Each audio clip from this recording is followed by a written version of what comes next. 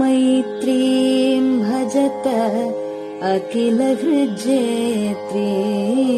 मैत्रीं भजत अखिलहृज्जेत्रीं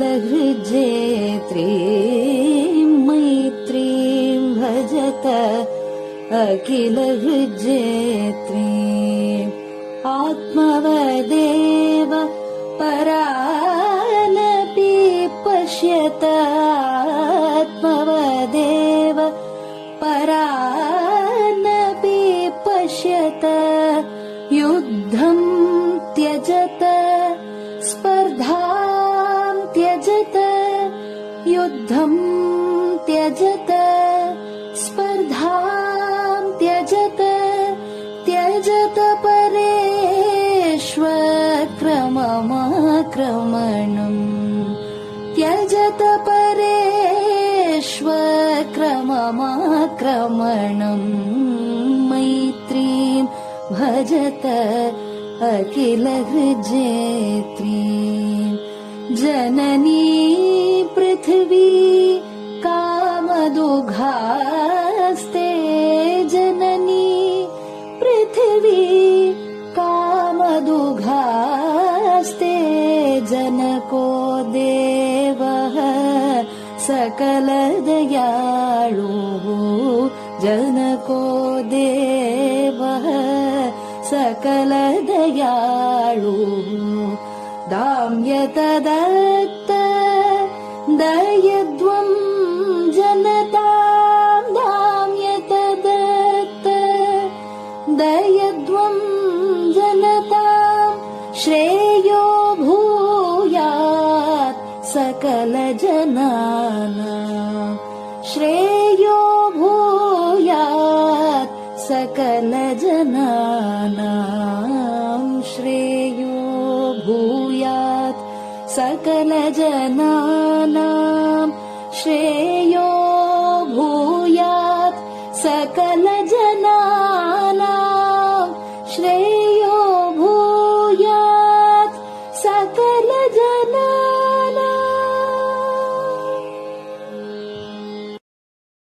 பெரிவாசரணம். மைத்ரீம் பஜத. பாடியவர் குமாரி சிவஸ்ரீ ஸ்கந்தபிரசாத். பெரியவா சரணம். வணக்கம். பெரியவா வானொலியின் காலை நிகழ்ச்சிகளுக்கு உங்களை அன்புடன் வரவேற்கிறோம். முதலில் பெரியவா சுப்பிரபாதம்.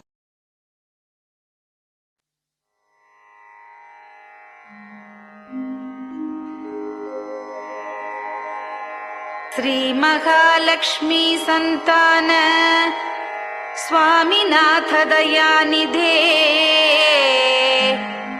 श्री चंद्रशेखर गुरो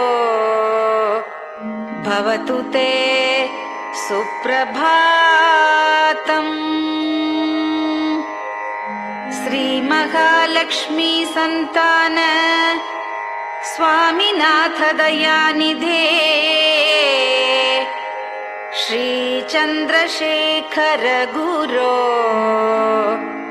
भवतु ते सुप्रभातम्.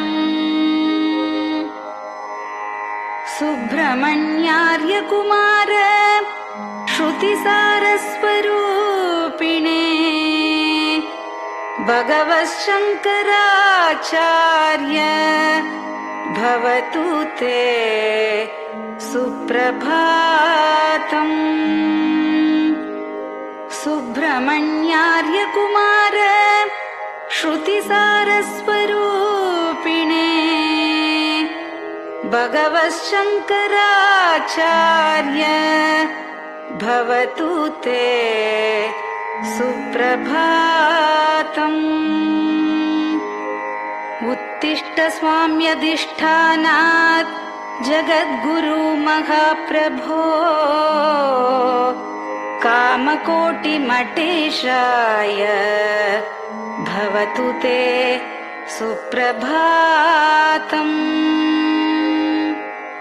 उत्तिष्ठ स्वाम्यधिष्ठानात् जगद्गुरु महाप्रभो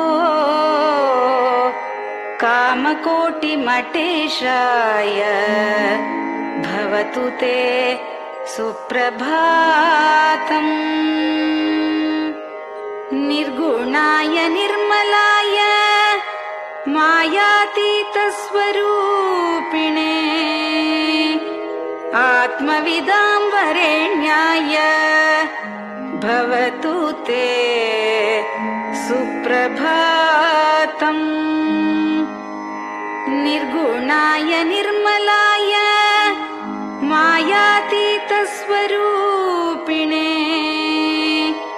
आत्मविदां वरेण्याय भवतु ते सुप्रभातम्। साधुसङ्गसमूहाय सर्वज्ञः सर्वसाक्षिणे सत्यधर्मशरीराय भवतु ते सुप्रभातम्। साधुसङ्गसमूहाय सर्वज्ञः सर्वसाक्षिणे सत्यधर्मशरीराय भवतु ते सुप्रभातम्। वेदशास्त्रसुरक्षार्थं सन्न्यासतिलकान्विते शीघ्रमागच्छ भगवन् देहि मे दिव्यदर्शनम्। वेदशास्त्रसुरक्षार्थं सन्न्यासतिलकान्विते शीघ्रमागच्छ भगवन् देहि मे दिव्यदर्शनम्। निराहारविनिद्राय निर्मोहाय निरञ्जन अप्राकृतशरीराय त्रैलोक्यं मङ्गलं कुरु। निराहारविनिद्राय निर्मोहाय निरञ्जन अप्राकृतशरीराय त्रैलोक्यं मङ्गलं कुरु।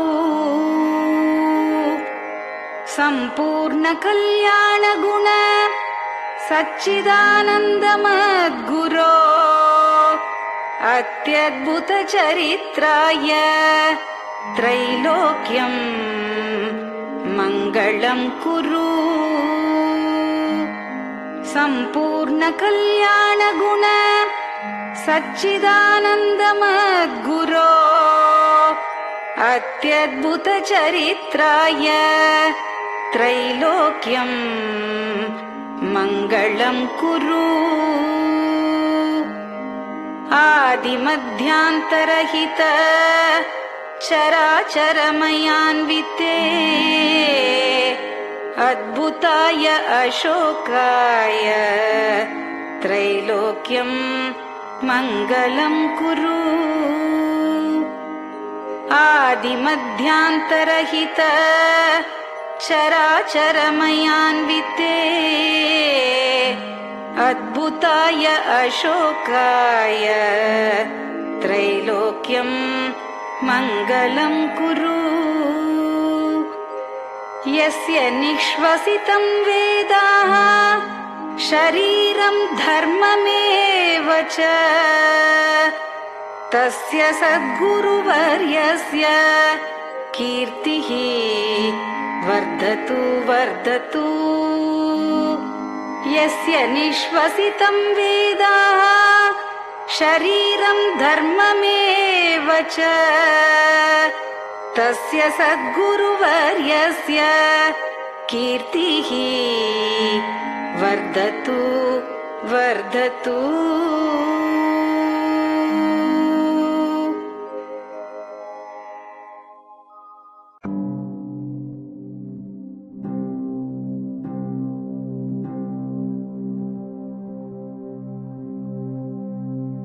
हर हर शङ्कर जय जय शङ्कर हर हर शङ्कर जय जय शङ्कर हर हर शङ्कर जय जय शङ्कर हर हर शङ्करा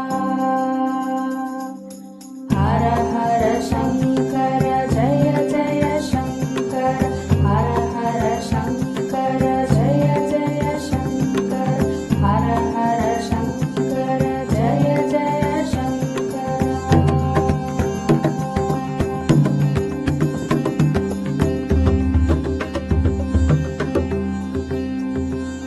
श्रुति स्मृति पुराणानाम् आलयं करुणालयं नमामि भगवत्पादं शङ्करं लोकशङ्करं श्रुति स्मृति पुराणानाम् आलयं करुणालयं नमामि भगवत्पादं शङ्करं लोकशङ्करम् हर हर शङ्कर जय जय शङ्कर हर हर शङ्कर जय जय शङ्कर हर हर शङ्कर जय जय शङ्कर हर हर शङ्करा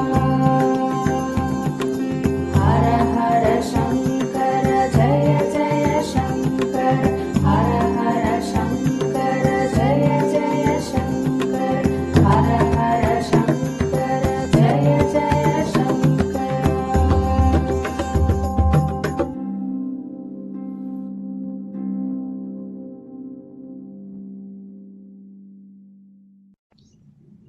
பெரியவாச்சரணம். பெரியவா கராவலம்பம். பாடியவர் ஸ்ரீமதி லதா ஸ்ரீதரன் அவர்கள். प्रातः स्मरामि भवदीयमुखारविन्दम् मन्दस्मितं च जनितापहरं जनानाम् प्रातः स्मरामि भवदीयमुखारविन्दम् मन्दस्मितं च जनितापहरं जनानाम् सम्पत्करीं च भवतोऽत्र कटाक्षलक्ष्मीं काञ्चीमठेश मम देहि करावलम्बम् सम्पत्करीं च भवतोऽत्र कटाक्षलक्ष्मीं काञ्चीमठेश मम देहि करावलम्बम् काञ्चीमठेश मम देहि करावलम्बम् काञ्चीमठेश मम देहि करावलम्बम् काञ्चीमठेश मम देहि करावलम्बम् प्रातः स्मरामि कलिदोषहराणि यानि हृद्यानि दिव्यमधुराणि मनोहराणि प्रातः स्मरामि कलिदोषहराणि यानि हृद्यानि दिव्यमधुराणि मनोहराणि वाक्यानि तेऽध्यवदनाम्बुजनिर्गतानि काञ्चीमठेश मम देहि करावलम्बम् वाक्यानि तेऽध्यवदनाम्बुजनिर्गतानि काञ्चीमठेश मम देहि करावलम्बम्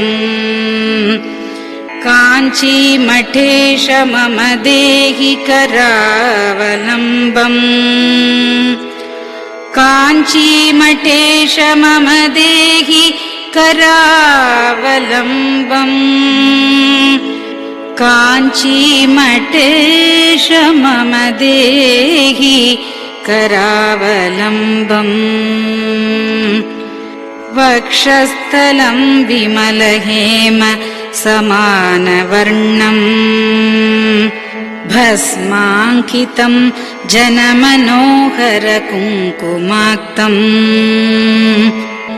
वक्षस्थलं विमलहेम समानवर्णम् भस्माङ्कितं जनमनोहर कुङ्कुमाक्तम् प्रातः स्मरामि भवतोऽत्र चिरं महात्मन् काञ्चीमठेश मम देहि करावलम्बम् प्रातः स्मरामि भवतोऽत्र चिरं महात्मन् काञ्चीमठेश मम देहि करावलम्बम् काञ्चीमठेश मम देहि करावलम्बम् काञ्चीमठेश मम देहि करावलम्बम् काञ्चीमठेश मम देहि करावलम्बम् मत्तेभतुल्यगमनं च निरीक्ष्यतेऽद्य यात्वा वनान्तरमनन्तगजाश्च लीनाः मत्तेभतुल्यगमनं च निरीक्ष्यतेऽद्य यात्वा वनान्तरमनन्तगजाश्च लीनाः प्रातः स्मरामि गजराजगतिं तवेदम् काञ्चीमठेश मम देहि करावलम्बम् प्रातः स्मरामि गजराजगतिं तवेदम् काञ्चीमठेश मम देहि करावलम्बम् काञ्चीमठेश मम देहि करावलम्बम् काञ्चीमठेश मम देहि करावलम्बम् काञ्चीमठेश मम देहि करावलम्बम् दक्षेण दण्डमवलम्ब्य सदैतरेण हस्तेन चारुकलशं च विराजमानम् दक्षेण दण्डमवलम्ब्य सदैतरेण हस्तेन चारुकलशं च विराजमानम्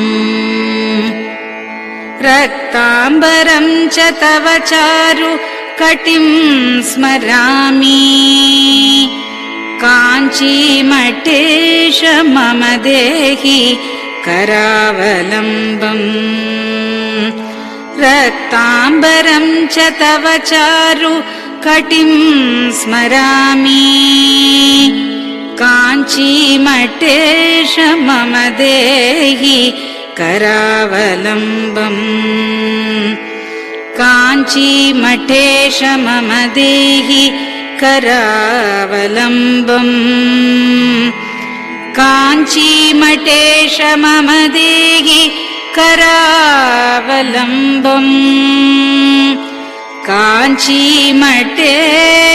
मम देहि करावलम्बम्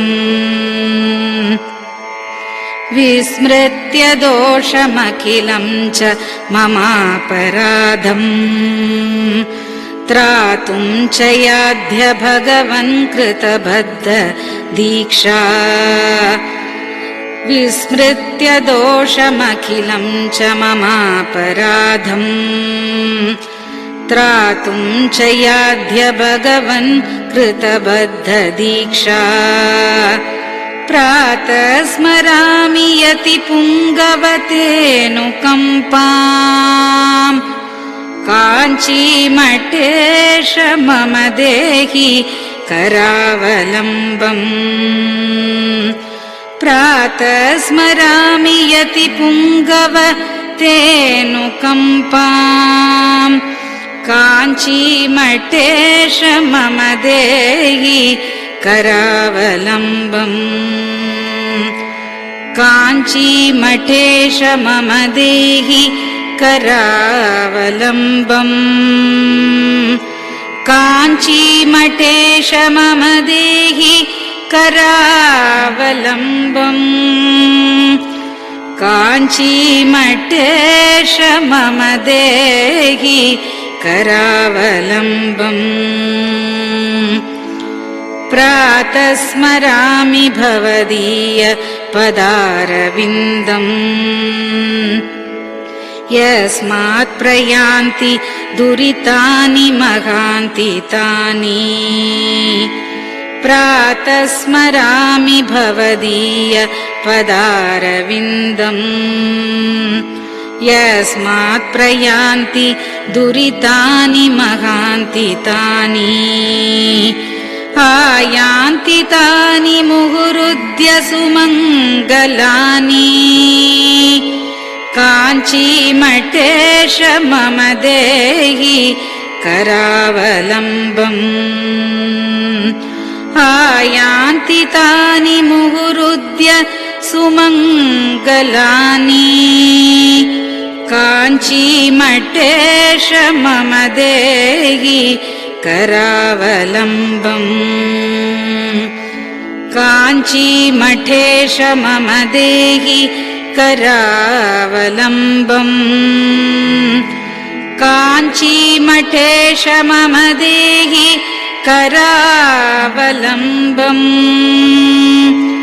काञ्चीमठेश मम देहि करावलम्बम् स्नानाश्च पानाश्च निषेवणाश्च ध्यानाश्च पापानिलयं प्रयान्ति स्नानाश्च पानाश्च निषेवणाश्च ध्यानाश्च पापानिलयं प्रयान्ति हे तीर्थपादानुसवं पदं ते तीर्थं च तीर्थीकरणं भजामि हे तीर्थपादानुसवं पदं ते तीर्थं च तीर्थीकरणं भजामि काञ्चीमठेश मम देहि करावलम्बम् काञ्चीमठेश मम देहि करावलम्बम्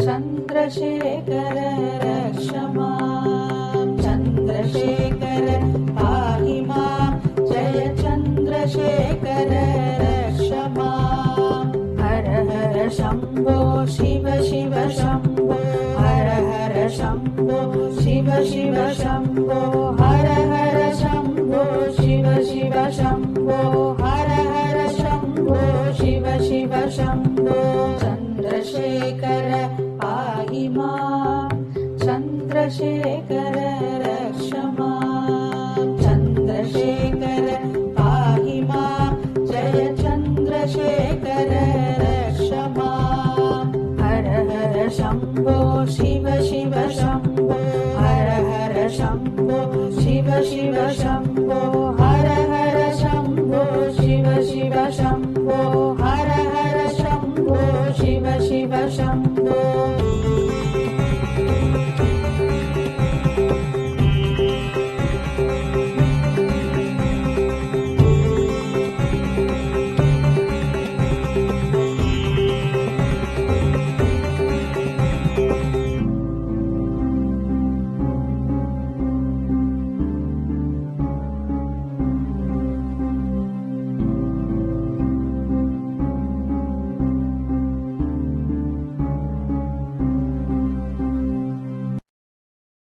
பெரியவா சரணம். நீங்கள் கேட்க இருப்பது பெரியவா குரல். மகா பெரியவா உபன்யாசங்களில் இருந்து சில பகுதிகள். நமः பார்வதீபதயே.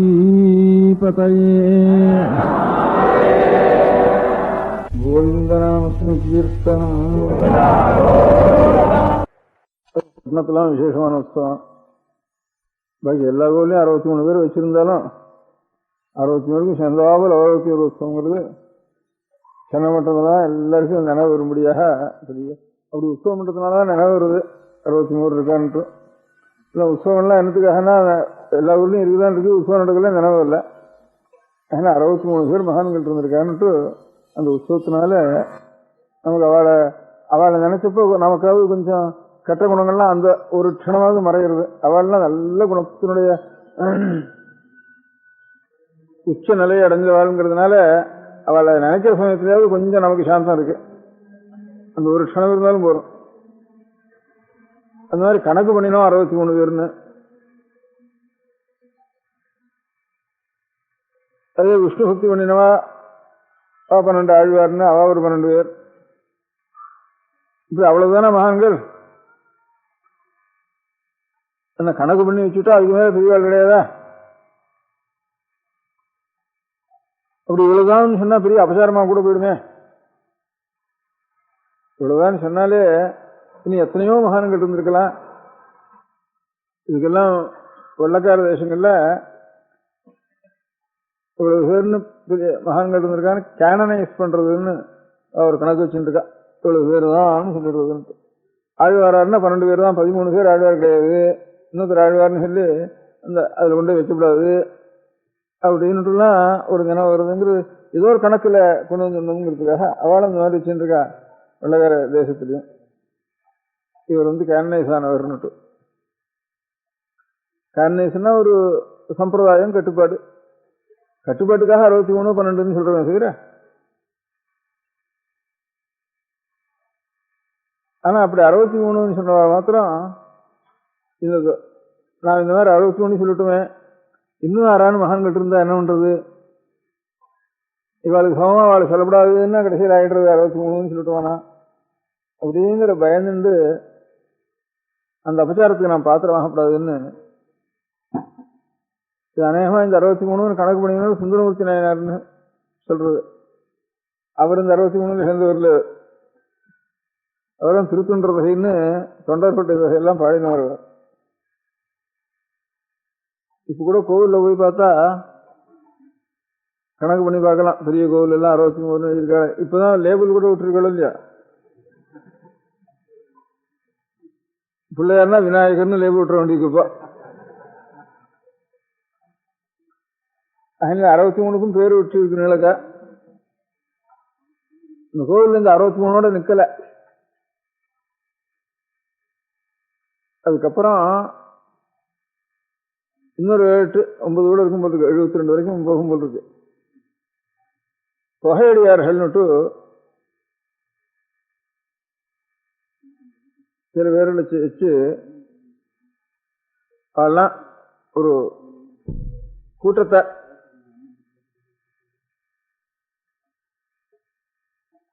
இந்த மாதிரி குணமுடையவா, இந்த மாதிரி அனுஷ்டானம் உடையவா, இந்த மாதிரி பக்தி உடையவா ஆறா இருந்தாலும் அவெல்லாம் ஒரு கூட்டம். உதாரணமாக முப்பொழுதும் திருமேனி தீண்டுவார்க்கடியேன், அதுக்கு ஒரு சுவாமி மாதிரி ஒன்று வச்சு சிலை வச்சு முப்பொழுதும் திருமேனி தீண்டுவார்னு எழுதியிருக்கோம். இந்த 63க்கு அப்புறம் 64 65 66 67 70 வரைக்கும் போகும். முப்பொழுதும் திருமேனி தீண்டுவா திரிகாலத்திலையும் சிவபூஜை பண்றவான். எப்படி சந்தியானுஷ்டானம் திரிகாலத்திலையும் பண்ணணுமோ, பஞ்சாஷ்ட ஜபம் பண்ணுறோமோ, அதுபோல சிவபூஜையே 3 காலத்திலையும் பண்றார். முழுநீர் பூசிய முனிவருக்க முடியேன் இன்னும் விபூதி சரணம் பண்ணிக்கிறான். அது சரீரத்துல சகல சரீரம் ஆக்னேயம் புஷ்பனா ஸ்நானம்னு தசவித ஸ்நானம் சொல்லிருக்கு. கோவனுடைய ஒரு குளம்படியிலேருந்து வரும்படியான தூளி இருக்க சந்தியா காலத்தில் அதனால ஒரு ஸ்நானம், அதனால சூரியனுடைய வெயில்னால ஒரு ஸ்நானம், சூரிய வெயிலும் மழையும் சேர்ந்து விழுந்தானே அது ஒரு ஸ்நானம், தனியா நதியில அவகாச ஸ்நானம், தீர்த்தத்தினால ஜலத்தினால ஸ்நானம், மந்திர புரோஷணத்தினால ஸ்நானம், கோமயத்தினால ஸ்நானம், மிருத்திகா ஸ்நானம், மண்ணினால ஸ்நானம், இப்படி அநேக ஸ்நானங்கள் சொல்றதுல இந்த கணக்கு சரியா இல்லாம இருக்கலாம். இது ஒரு 10 ஸ்நானம் தனியா இருக்கு, அதுல இதெல்லாம் சேர்ந்ததுதான். நீங்க எழுதிட்டு எல்லாம் அது வீட்டுக்கும் அது அறான் பேப்பர்ல எழுதினெல்லாம் இப்படி இருக்கே அப்படின்னு. அந்த மாதிரி முதல் ஸ்நானம் அதுல 10 ஸ்நானத்துல விபூதி ஸ்நானம்னுட்டு உடம்பு முழுக்க விபூதியை தாரணம் பண்ணிக்கிறதுக்கு பஸ்ம ஸ்நானம்னு பேரு. சரீரம் முழுக்க விபூதியினாலேயே தாரணம் பண்ணிக்கிறது. முதல்ல அது தாரணம்ங்கிறது குழைச்சிடுறதுக்கு பேரு, உத்பூர்ணம்ங்கிறது பொடி விபூதியாவே உடம்பு முழுக்க. உத்பூலனம், அவகுண்டனம், தாரணம்னு 3. உத்பூலனம்னா பொடி விபூதியை உடம்பு முழுக்க சேர்த்துக்கிறது, தடவி விடுறது, அதுக்கு உத்பூலனம்னு பேரு. அப்புறம் ஜலத்துல கலந்து உடம்பு முழுக்க ஒரு தரம் தடவிக்கிறதுக்கு அவகுண்டனம்னு பேரு. அப்புறம் 12 இடங்கள்ல இந்த 3 விரல்னால இது திருமூர்த்தி சுரூபம்னு இதுக்கு தாரணம்னு பேரு. இந்த மாதிரி உத்பூலனம், அவகுண்டனம், தாரணம்னு 3 பிரகாரம். அதுல விபூதி பூசிடுறதுன்னா நீர் பூசல்னா உத்பூலனுக்கு தான் பூசல்னு பேரு. இந்த மாதிரி முழுநீர் பூசிய முனிவர்க்கும் அடியேன், முப்பொழுதும் திருவேணி திருண்டுவார்க்கடியேன் இப்படி அந்த மாதிரி யாரா இருக்காளோ அவள்லாம் பொது மகான்கள்னா, இவெல்லாம் ஒரு அனுஷ்டானத்தோட இருக்கிறாதுன்னா, ஒரு காரியம்னா அது விபூதி பூசுறது, ஒரு பூஜை பண்றதுன்னு காரியம்னா, காரியமே தெரியாம கண்ணப்பர் போல ஒன்றும் தெரியாம மாம்சம் இருக்குன்னு கூட அது கூட சுவாமிக்கு சேர்க்கப்படாதுன்னு கூட தெரியாம, எச்சலோட சுவாமி வேலை படப்படாதுன்னு தெரியாம எச்சல சுவாமி வேலை பக்தினாலே அந்த மாம்சத்தை கொண்டு கொடுக்கறது, அது ஒண்ணுமே ஒரு அனுஷ்டானம் தெரியாது, ஆச்சாரம் தெரியாது, பக்தி மாத்திரம் தன்னுடைய உயிரை கூட கொடுத்துருவோம்ன்ற அவ்வளவு அன்பும் கண்ணால உருகி இருக்க முடியாம எத்தனை பேர் இருப்பாள். ஆச்சாரமோ அனுஷ்டானமோ இந்த விஷயங்கள்லாம் தெரியாம சாஸ்திரம் தெரிஞ்சு விபூதி எப்படி தூரணம் பண்ணிக்கிறது, பூஜை எப்படி பண்றதுன்னு தெரிஞ்சவாள்லாம் இந்த கணக்கெல்லாம் சேர்றவா இப்படியும் அநேகம் பேர் இருப்பாளுக்கு எல்லாரும். அதனால கடைசி முடிவுல அப்பாலும் அடிசார்ந்தார் அடியாருக்கும் அடியே. அப்பாலும்னா இந்த 63ன்னா தமிழ் பேசுற ஊருக்குள்ளதானே வச்சுட்டு இருக்கோம் 63ன்ட்டு, அது கன்னடத்துல இல்லைன்னு அர்த்தம்.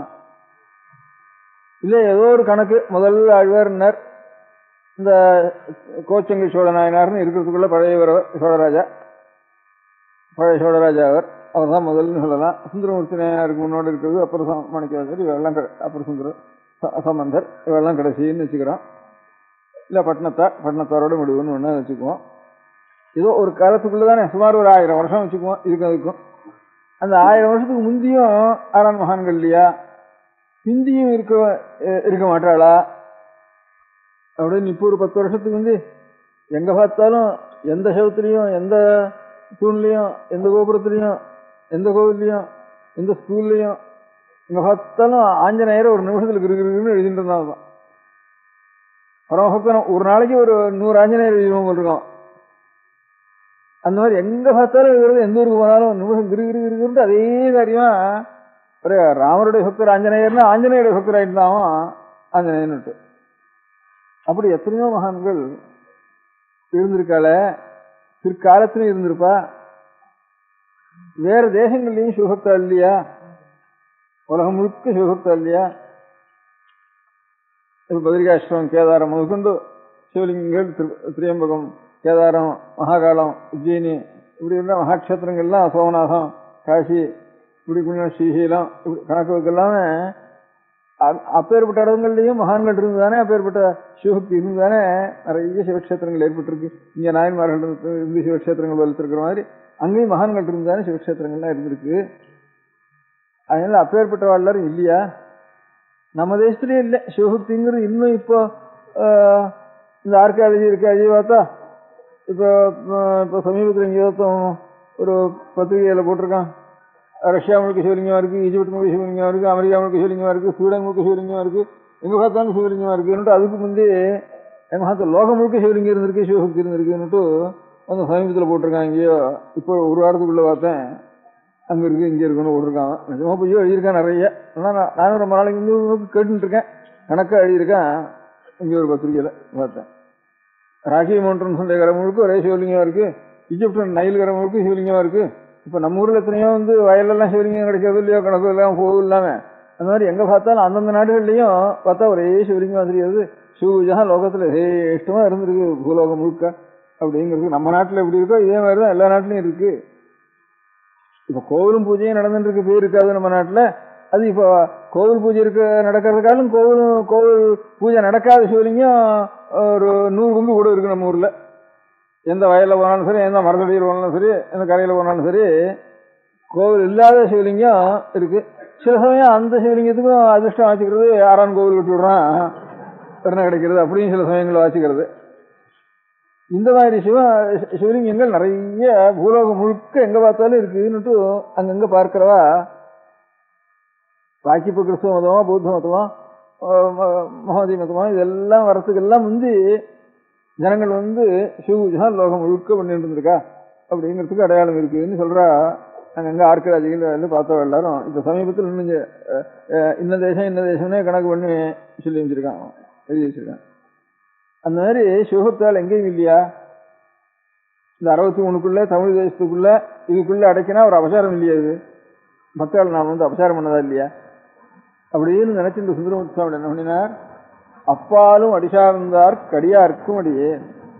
அப்பாலும்னா நம்ம நாட்டு இந்த 63 பேரை சொன்னேனே, திருத்தொண்டர்களை சொன்னேனே, இந்த இங்க நமக்கு தெரிஞ்ச தொண்டர்களை, நம் சரித்திரத்தில் தெரிஞ்ச தொண்டர்களை சொன்னேனே, இவர்களுக்கு இவர்கள் எந்த நாட்டுக்குள்ள இருந்திருக்காளோ இதுக்கு அப்பாலும் இது நாட்டுக்கு பக்திக்கு நாடு கணக்கு கிடையாது, பக்திக்கு காலக்கணக்கு கிடையாது. அப்பாலும்னா இந்த காலம் வரைக்கும் அண்ணண்ட, இந்த தேசம் வரைக்கும் அண்ணண்ட ஆறாறு அடி சார்ந்தவரோ அவர்களுக்கு எல்லாருக்கும் முடியாது.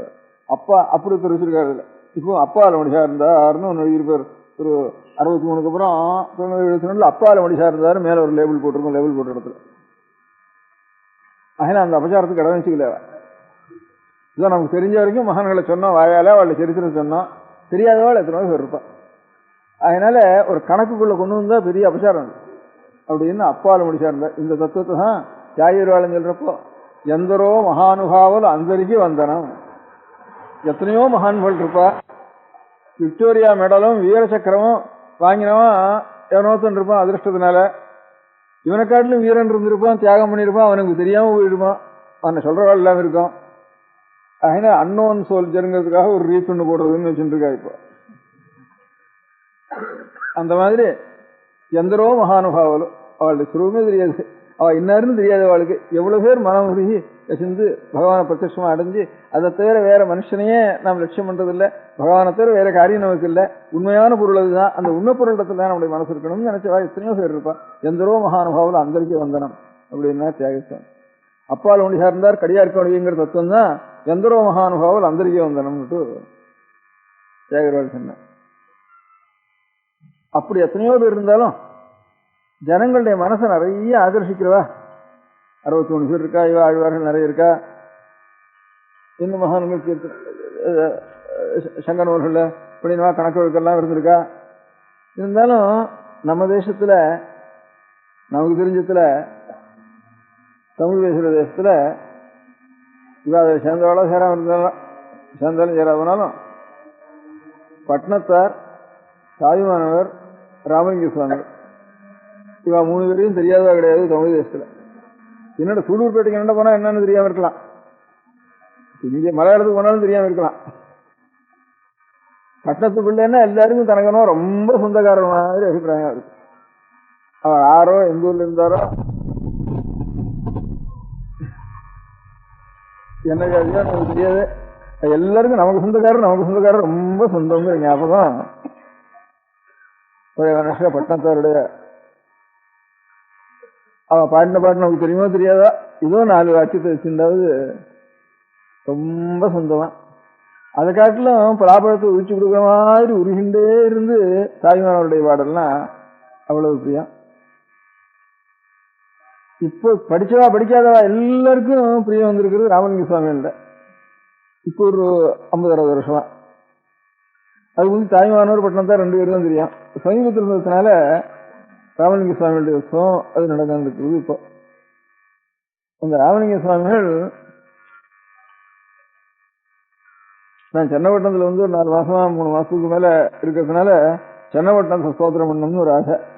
அதுக்காக இன்னைக்கு சென்னப்பட்டினத்தை ஸ்தோத்திரம் பண்றதுன்னு தீர்மானம் பண்ணிட்டு இருக்கேன்.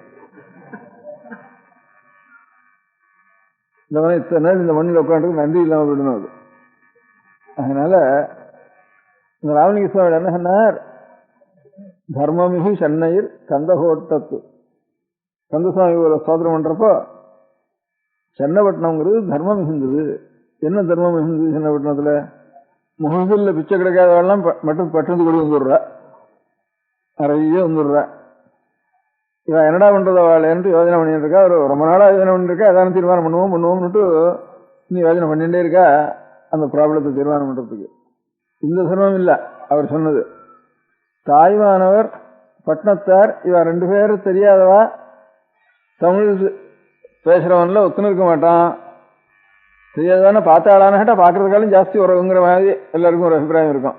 அந்த மாதிரி தர்மம் மிகுந்தவா சென்னப்பட்டணத்தில் இருந்தவா மாதிரி பாக்கி எங்கேயுமே இல்லை. அதான் தர்மமிகு சென்னையர்னு சென்னத்தை தர்மம் மிகுந்தவான்னு சொன்னான். யாரு இப்படி தர்மம் மிகுறது? யார் இருந்தா? ராமலிங்க சுவாமியில் ஆரம்பிச்சுன்னு சொன்னாலும் தெரியல. எனக்கு தெரிஞ்சவா 2 பேர் தீர்மானமா தர்மம் மிகுந்தவாள் கேள்விப்பட்டிருக்கேன். பச்சையப்பன் பட்டணத்தார் எப்படி தெரியாதவா இல்லையோ, தாய்மானவர் எப்படி தெரியாதோ, பச்சையப்பனை கேட்காதவாறு இருக்க மாட்டான். பச்சையப்பன் ஹைஸ்கூல் காலேஜ் வச்சதுனால இல்லை, எங்க பார்த்தாலும் எந்த கோவில்லையோ எந்த ஊர்லயோ பச்சைப்பண்ணு தெரு இல்லாத ஊர் அநேகமா இருக்காது. பட்டணத்துல கூட இருக்கும் பச்சைப்பண்ணு தெரு, பச்சைப்பண்ணு தெரு பட்டணத்துல கூட இருக்கு. நான் திருவண்ணாமூர்ல பார்த்துருக்கேன், கும்பகோணத்துல பார்த்துருக்கேன்.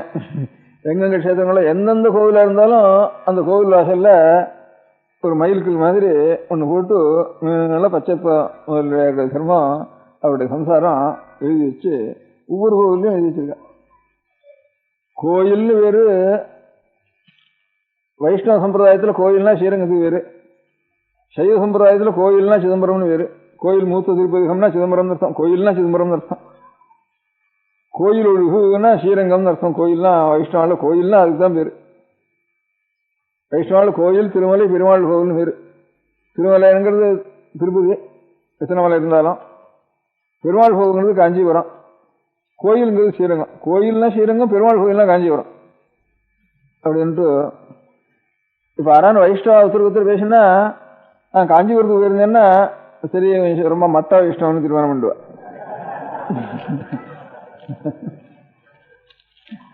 பெருமாள் கோயிலுக்கு இருந்தேன்னு சொல்லணும் தவிர காஞ்சிபுரத்துக்கு இருந்தேன்னு சொன்னா பெருமாள் கோயில்னு சொல்லி ஆகணும். அந்த மாதிரி கோயிலுங்கிறது ஸ்ரீரங்கம், கோயிலுங்கிறது சிதம்பரம்.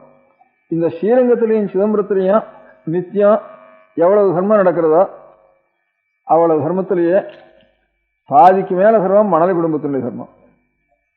இன்னும் மணலி முதலி சின்னையா முதலியாருடைய அந்த வம்சத்தினுடைய தர்மம். அது சென்னப்பட்டினத்துல இருந்து எப்போதும் சென்னப்பட்டினத்துக்கு பிரபுக்கள் மணலிங்கிறது.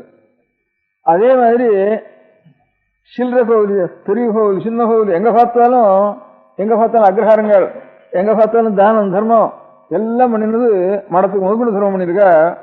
அங்க இருந்து பச்சை முதலியார் வரும், அவருடைய சம்சாரம்.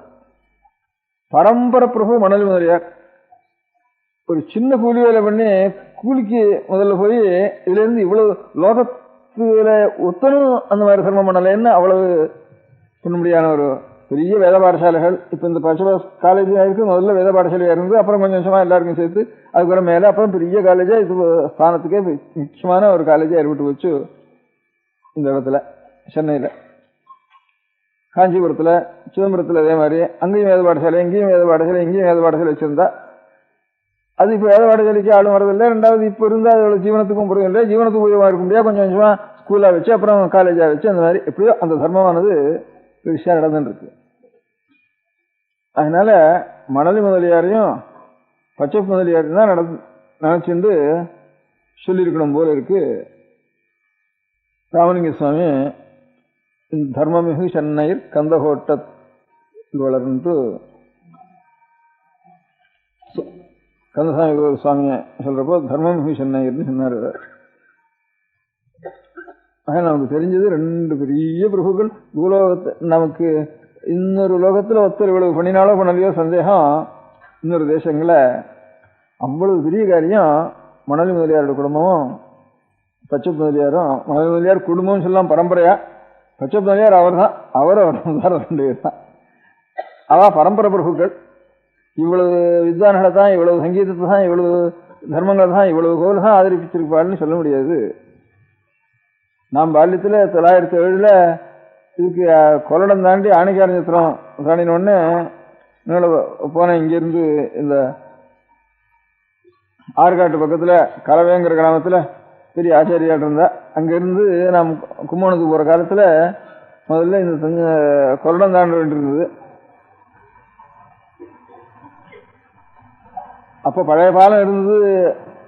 நான் இங்கே கலவைக்கு வரத்துக்கு முந்தி சிதம்பரத்துலாம் இருக்கிறப்போ, திரும்பியும் கலவையிலேருந்து 907 இதுக்கு போகிறப்போ கும்பகோணத்துக்கு போகிறப்போ பழைய பாலம் போயிட்டுது. கொள்ளடத்துக்கு தான் நடந்து போக வேண்டியிருந்தது அந்த சமயத்தில். அது தாண்டினோடனே கொள்ளடத்துக்கு அக்கறை தாண்டினோடனே 2-3 மைலில் புத்தூர்னு ஒரு ஊர்.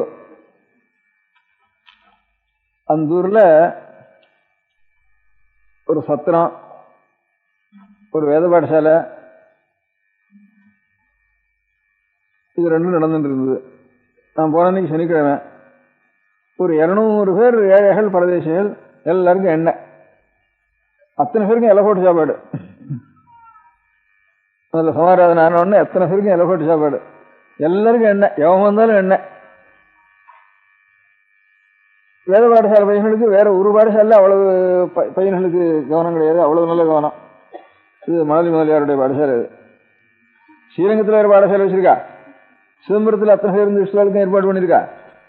அதோட கூட அங்கே தனியாக ஒரு வேத பாடசாலை புத்தூர் கிராமத்தில். அப்படி ஒவ்வொரு இடத்துலையும் ஒரு இடத்துல அவ்வளவு அந்த குடும்பத்தில், அதனால மணலி குடும்பத்தில் இப்போ தீஷ்வராள், இப்போ தீஷ்வராள் கீர்த்தனை சொல்கிறேன்.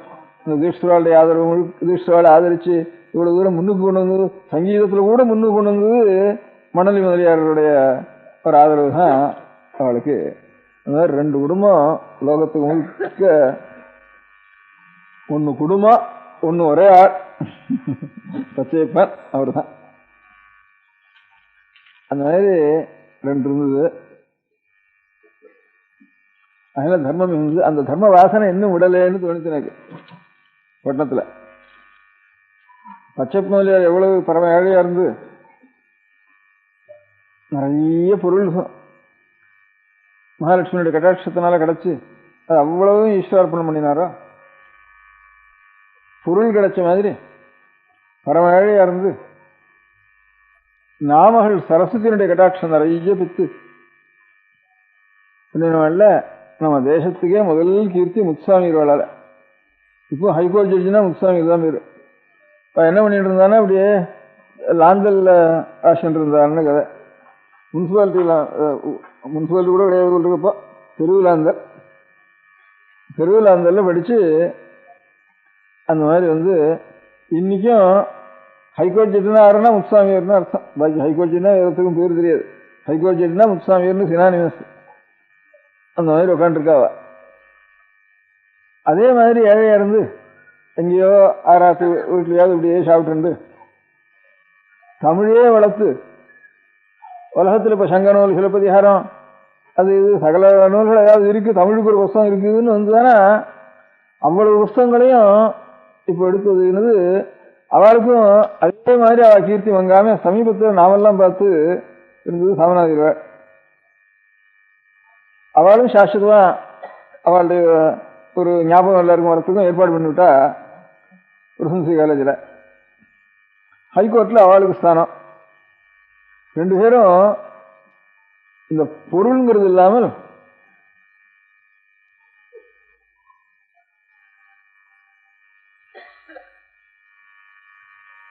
சரஸ்வதியினுடைய கல்வி நிறைஞ்சு வழங்கினது இவா 2 பேர் இந்த இடத்துல.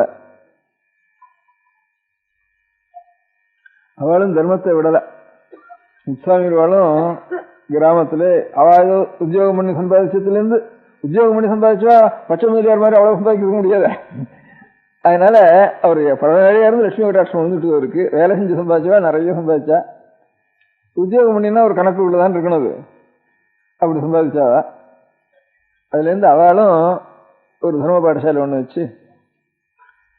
இப்போ அது அந்த ஞாபகத்துக்காக அப்படி மாதிரி திருச்செந்தூர்ல இப்போ 2 வேதம் சேர்ந்து பாடசாலை இப்போ நடக்கிறது. அவருடைய ஞாபகத்துக்காக அவள் வம்சத்தில் இருக்கிற ஒரு குழந்தை திருச்செந்தூர்ல பாடசாலை நடந்துட்டு இருக்காங்க. மாயவரத்துல இருந்து ரொம்ப நாள் என் பாலியத்திலாம் மாயவரத்தில் விஷயம் நடந்துட்டு இருந்தது. முத்துசாமி பாடசாலை வச்சு அதுக்கப்புறம் திருச்செந்தூர்ல அந்த பாடசாலை நடந்துட்டு இருக்கு.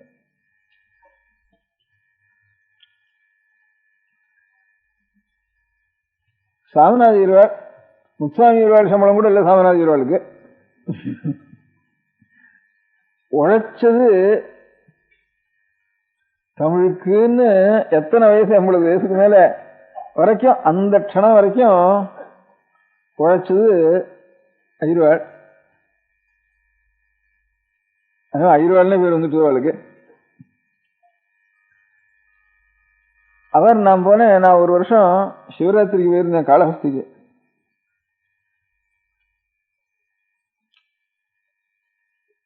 சிவராத்திரிக்கு மறுநாளைக்கு சுவாமி அந்த மலையை காளஹஸ்தி மலையை சுத்துறது உண்டு. அது நல்ல வெயில். மாசி மாசமா பங்குனி மாசம் ஆரம்பிச்சுடும். சித்திரை வெயில் நல்ல வெயில். அந்த வெயில்ல சுவாமி ஒரு 10, 12, 13 மைல் சுத்தி வரும் மலையை சுத்தி. அது மலையை சுத்திரமா இருந்தாலும் கேட்க வேண்டாம், அங்க இருக்க முடியாத வெயில்.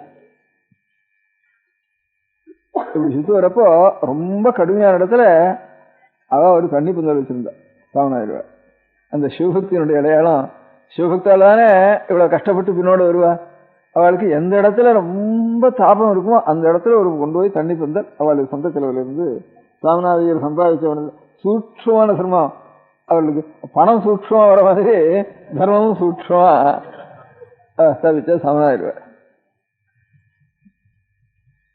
இப்ப மனித மரியாதை தர்மம், பச்சை மனித தர்மம் எல்லாத்தையும் பெரிய தர்மமா தோணுது எனக்கு. அந்த இடத்துல கொண்டு போய் அவர் அதை வச்சு சாமநாதர் அந்த தவிச்ச இடத்துல நான் ஒரு நாளைக்கு அந்த வெயில போயிட்டு வந்தேன். ஒரு நாளைக்கு போயிட்டு வந்து 3 மாசம் சிரமப்பட்டேன். அந்த வெயில் போயிட்டு சிரமம். அதனால அப்பேற்பட்ட தவிக்கிறவளுக்கு அந்த இடத்துல ஒரு தண்ணி புதல் வச்சிருந்தேன். அந்த மாதிரி சென்னையில தர்மம் மிகுந்திருந்ததுன்னுட்டு. ஆனா இன்னொருத்தர் சொல்றதுக்காக தான் இவாளை தவிர இந்த மாதிரி கீர்த்தி சாஸ்வதமா இருக்கிறதுக்கு முத்துசாமி இருவார். ஆரம்பத்துல நமக்கு தெரிஞ்ச கடைசியில் இருவார். மத்தியில இன்னொருத்தருடைய மூர்த்தியும் நமக்கு ஞாபகப்படுத்தின்னு இருக்கு வி. கிருஷ்ணசாமி இருவார். இப்ப இவ்வளவு தர்மம் சொல்றதோ அவரை பத்தி ஒரு நாளைக்கு சொல்ல முடியாது எனக்கு. ஒரு நாளைக்கு இந்தியன் பேங்க்ல இருந்து அந்த அதுல சேர்ந்த எல்லாரும் மடத்துக்கு ஒரு நாள் கைங்கரியம் பண்ணணும்னுட்டு மடத்து செலவெல்லாம் எத்தனை செய்யணும்னு இந்தியன் பேங்க்ல இருக்கிறவெல்லாம் சேர்ந்து ஒரு நாளைக்கு வந்திருந்தா. பகல்ல அவளுக்கு ஏதான ஒரு வார்த்தை சொல்லணும்னு சொன்னா. அப்போ சொல்லிட்டேன் கிருஷ்ணாமி அவளை பத்தி. பாக்கி பேரை சொல்லலையேன்னு மறந்து இது குறையா இருந்தது எனக்கு. அதனால மணலி முதலியார் பச்சையப்பன் தான் சொன்னாவே பூர்வம் இருக்கு. பச்சையப்பனா தான் இருந்தார் முழுக்க. இப்போ பச்சையப்பன் கல்லூரின்னு போட்டிருக்கு. ஒரு முதலியார் டைட்டில் கூட அவருக்கு ஆசை இல்லை, வேண்டியதில்லை இருக்கு. அப்புறம் முத்துசாமி இருவாள். கடைசியில் பரமசூட்சமா ஆகிடுவாள். இவாளெல்லாம் சேர்த்து சொல்லணும்னு நினைத்து கிருஷ்ணா இருவாள்ல அன்னைக்கு ஒன்னா அவள்லாம் வந்திருக்கு. இன்னைக்கு சொல்லிவிட்டேன். இருந்தாலும் எல்லாரும் சொல்றப்ப அதுவும் அன்னைக்கு என்ன சொன்னீங்கிறது அதையும் சொல்லிடுறேன்ப்பா. உலகத்துல சொல்ற வழக்கம் உடல் பொருள் ஆவி 3ஐயும் அர்ப்பணம் பண்ணினான்னு சொல்றது வழக்கம். வி. கிருஷ்ணசாமியர் இதெல்லாம் யோஜனை பண்ணாமல் இருக்கு. அவர் பால்யத்திலேயே இங்கே வந்து இங்கே என்னடா நமக்கு இன்னும் வக்கீல் பண்ணி இன்னும் பணமே வராது போல் இருக்கேன், எங்கள் ஊரை விட்டு வேற எந்த ஊருக்கு வேணும், செலவு மாத்திரம் ஜாஸ்தியாகுது பட்டணத்தில், அதனால வேற ஒரு ஊருக்கு போனால் ஒரு மூட்டை கட்டிட்டு ரயில் கூட புறப்பட்டு விட்டாருன்னு கதை. இங்கேருந்து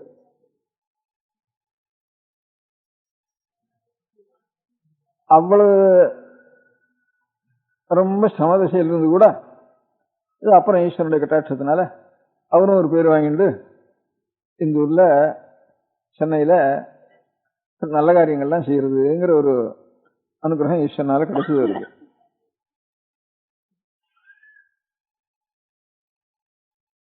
இந்த கிடைச்சது மாத்திரம் இல்லாம பெரிய காரியம், விவேகானந்தர் நம்ம இந்தியா தேசத்துக்கே ஒரு பெரிய கீர்த்தி. இந்திய தேசத்துக்கு அமெரிக்காவினால டாலர்னால கீர்த்தி இல்ல, குண்டுனால கீர்த்தி இல்ல, குண்டு போடுறதுனால கீர்த்தி இல்ல, பணம் இருக்கிறதுனால கீர்த்தி இல்ல. உண்மையும் தத்துவமும் பெரிய நிதியா இருந்திருக்கு. அந்த நிதியை கொண்டு போய் சொல்றேன்னு சொல்லி அப்ப அமெரிக்காவில் இருக்கும்போது பூலோகத்துக்கு போன சகல மதங்களுடைய கான்ஃபரன்ஸ் நடக்கிற காலத்துல அதுல போய் இவருக்கு சமானம் கிடையாதுன்னு பேர் வந்து இப்ப இவரால் இல்லை, இந்தியாவுக்கே வாஸ்தவமா உண்மையான தத்துவம் தெரியணும், சாந்தி வேணும், உண்மை மதமானது இருக்குன்னா இந்தியாவினுடைய ஒரு சாயில தான் இருக்குங்கிற ஒரு கீர்த்தி சம்பாதிச்சு வந்தார் விவேகானந்தர். அந்த விவேகானந்தருக்கு போறதுக்கு ரயில் சார்ஜ் இல்லை. இங்க இருந்து ஆத்திலேயே உட்காந்து தைரியமா போன்னு சொல்லி உட்காந்து ஏதோ கொஞ்சம் வசூல் பண்ணி இவரும் கையாந்து கொடுத்து அவர் இந்த மாதிரி கிளப்பி விட முடியாத ஒரு சௌகரியம் அப்புறம் வி கிருஷ்ணாவிற்கு கிடைச்சது. அந்த காலத்துல சென்னையில இருந்து அவர் பெங்காலில் இருந்தாலும் பட்டணத்துல இருந்தாலும் புறப்பட்டார் இங்க இருந்து வி கிருஷ்ணாவுடைய புரோத்சாகத்தினால. விவேகானந்தர் எப்படி பூலோகம் முழுக்க தெரிஞ்ச மனுஷன் நம்ம இந்தியா தேசத்துல, அதே மாதிரி அதுக்கு அடுத்தபடியா பூலோகம் முழுக்க தெரிஞ்ச மனுஷன் ஒரு முன்தலை, அதுக்கு நமக்கு அடுத்த முன்தலைமுறையில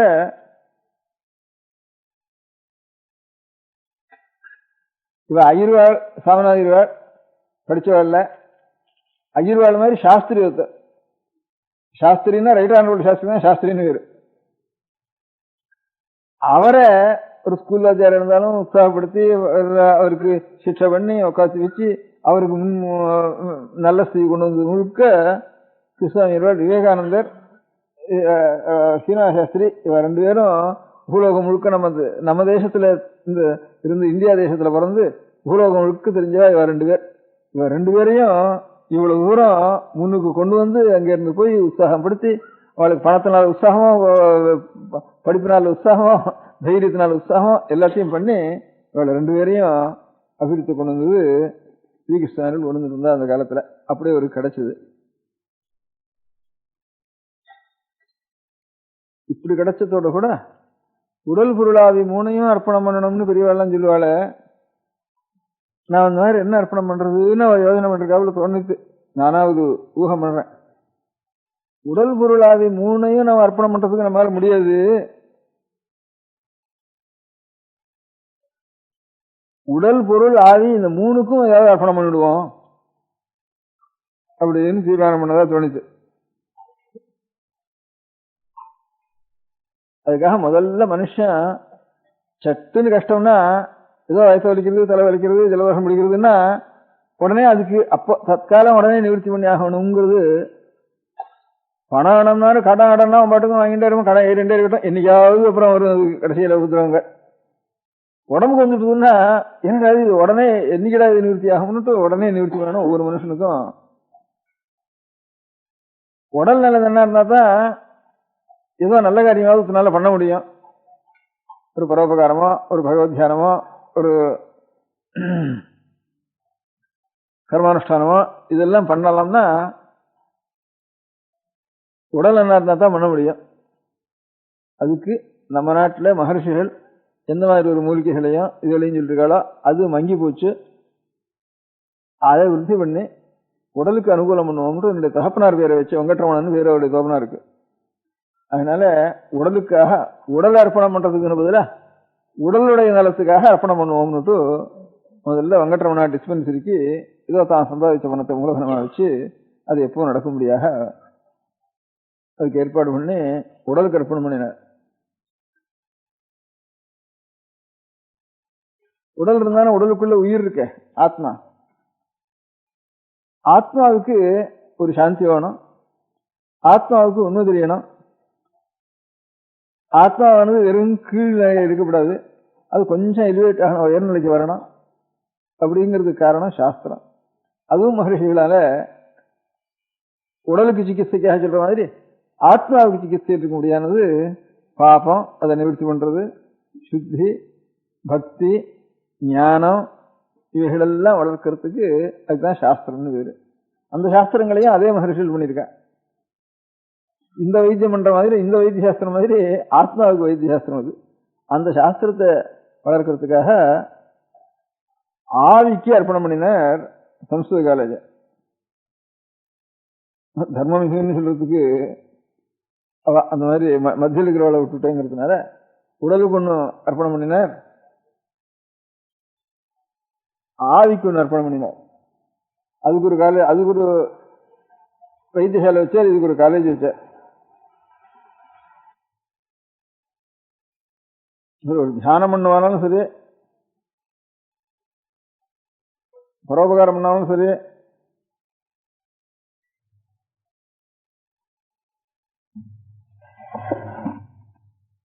தத்துவங்களை தெரிஞ்சுக்கணும்னாலும் சரி, ஆத்துல சாப்பாட்டுக்கு இல்லைன்னு என்ன பண்றது, எல்லாம் கடனா போச்சு என்ன பண்றது, பொருள் இருந்தானே எல்லாத்துக்காக வேண்டியிருக்கு. உடம்புக்கு சிகிச்சை பண்ணிக்கணும்னாலும் அதுக்கும் பணம் வேண்டியிருக்கு. ஒரு நிஷ்டை பண்ணும் தியானம் பண்ணுவாலும் சொல்பமாவது ஆகாரம் ஒரேடியே சாப்பிட்டுட்டாலும் அதுக்கப்புறம் ஒன்றும் பண்ண முடியாது. அதுக்குதான் மருந்து சாப்பிட்றது, படுத்துக்கிறது, தூங்குறது, பிறல்றது, அதான் சரியா போயிடும். இல்லை அவனுக்கு வியாதி வருது, அதுக்கு ஒரு மருந்து சாப்பிட்றது, இதுதான் கஷ்டமா போயிடும். மிதமாவது ஆகாரம் பண்ணி ஆகணும். பகவத்கீதையில தான் சொல்லிருக்கார், நாத்தியஸ்னத்து யோகோஸ்தி நச்சைகாந்தம் அனஸ்னதா. நிறைய சாப்பிட்டாலும் அவனுக்கும் யோகமோ தியானமோ ஒன்றும் கிட்ட வராது. ஜெபம் பண்றது கொண்டா ஆறு கொட்டாய்தான் வரும். ஒரேடியா பட்டி பசி போட்டான்னா அவனுக்கு கண்ணெல்லாம் உள்ள போயிடும், ஒன்றும் சொன்னாலும் ஒன்றும் புரியவும் புரியாது. அதனால ஏதாவது சொல்ப ஆகாரம், மிதமான ஆகாரம், மிதாகாரம் இருக்கணும். அதுக்கு பொருள் வேணும். அது கடனாளியாக இருந்துருந்தானே போட்டுக்கும். வீட்டை ஏலத்தை கொண்டு வந்துட்டான், சாமான இடத்த ஏலம் வந்துட்டான், நிலத்தை ஏலம் வந்துட்டு அப்படின்னு போயிட்டு இருந்தானே, அடுத்த வீடு எங்க போறது, வாடகைக்காரன் வீட்டை விட்டு வெளியில போங்கிறான். அப்படி இந்த கவலையெல்லாம் இருந்துதானே நல்ல காரியம் செய்ய முடியாது. அதனால பொருள்னாலையும் உபகாரம் பண்ணணும். அப்படிங்கிறதுக்காக பொருள் வளர்றதுக்காக நாம் ஏதாவது அர்ப்பணம் பண்ணணும்னு யோஜனை பண்ணி இந்த 2 காலேஜ் மாதிரி உடல் பொருள் ஆவிங்கிறது உடலுக்கு ஒன்னாச்சு ஆவிக்கு ஒன்னாச்சு நடுவில் இருக்க முடியாத பொருளுக்கு அதுக்காகத்தான் இந்தியன் பேங்க் வச்சிருக்காருன்னு தோணிச்சு. அவர் தான் ஆரம்பிச்சார். அந்த சமயத்துல பேங்க் வச்சார். முதல்ல பேங்க்னால அநேகம் பேருக்கு கடன் நிவர்த்தியாகி கொஞ்சம் கட்டுப்பாட்டோட அவளுக்கு கஷ்டப்பட்டு மோசம் பண்ணிடுவோங்கிற ஒரு பயம் இல்லாமல், வேற இன்னொருத்தனோட போய் கடன் வாங்கினா மோசம் பண்ணி அடியோட மோசம் பண்ணுங்கிற எண்ணத்தோடையே அந்த மாதிரி பண்றதுனால அப்படிலாம் இல்லாமல் ஜனங்களுக்கு நியாயமா யோகியாளா இருந்தாலும் அவளுக்கு ஒன்றும் கஷ்டம் இல்லாம நிவர்த்தி பண்றதுன்னு ஒண்ணு. பேங்க் வச்சதுனால அநேகம் பேர் லேவாலயம் பண்ணின்றதும் லாபம் முழுக்க அவனுது. பேங்க்ல வேலை செய்யறவாளே அநேகம் பேர் ஜீவிக்கிறா. ஒரு பேங்க் வச்சமான எத்தனையோ ஒரு ஏழைகளுக்கு ஜீவனத்துக்கு கொடுக்கறதுக்கும் காரணமா இருக்குது. அவளுக்கும் ஒரு பொருள் உண்டாருது. அதனால கணக்கா யோஜனை பண்ணி ரொம்ப சூட்சமா தர்மம் பண்ணினார் சாமிநாத இருவர். எல்லை இல்லாத தர்மம் பண்ணினா அவள் எல்லாரும் படிச்சவர் அனுத்தினால கணக்கா பண்ணி 3க்கு 3 செய்யணும், உடல் பொருளாவி 3க்கு 3 செய்யணும் அப்படிங்கிற உத்தேசத்தோட ஒரு பேங்கையும் வச்சு, அந்த சமயத்துல இந்தியன் பேங்க்னு பேர் வச்சாலே கோவிச்சுக்குவா வெள்ளக்காரெல்லாம். அப்போ நேட்டிவ்னு சொன்னாதான் சந்தோஷமா இருக்கும். செய்வாளுக்கு இந்தியன்னு சொல்லிட்டானா நேட்டிவ்க்கு பதிலா ஒருன்னு கோவிச்சுக்குவா அந்த காலத்துல. அப்படி இருந்த காலம் அந்த காலம் ஆனது.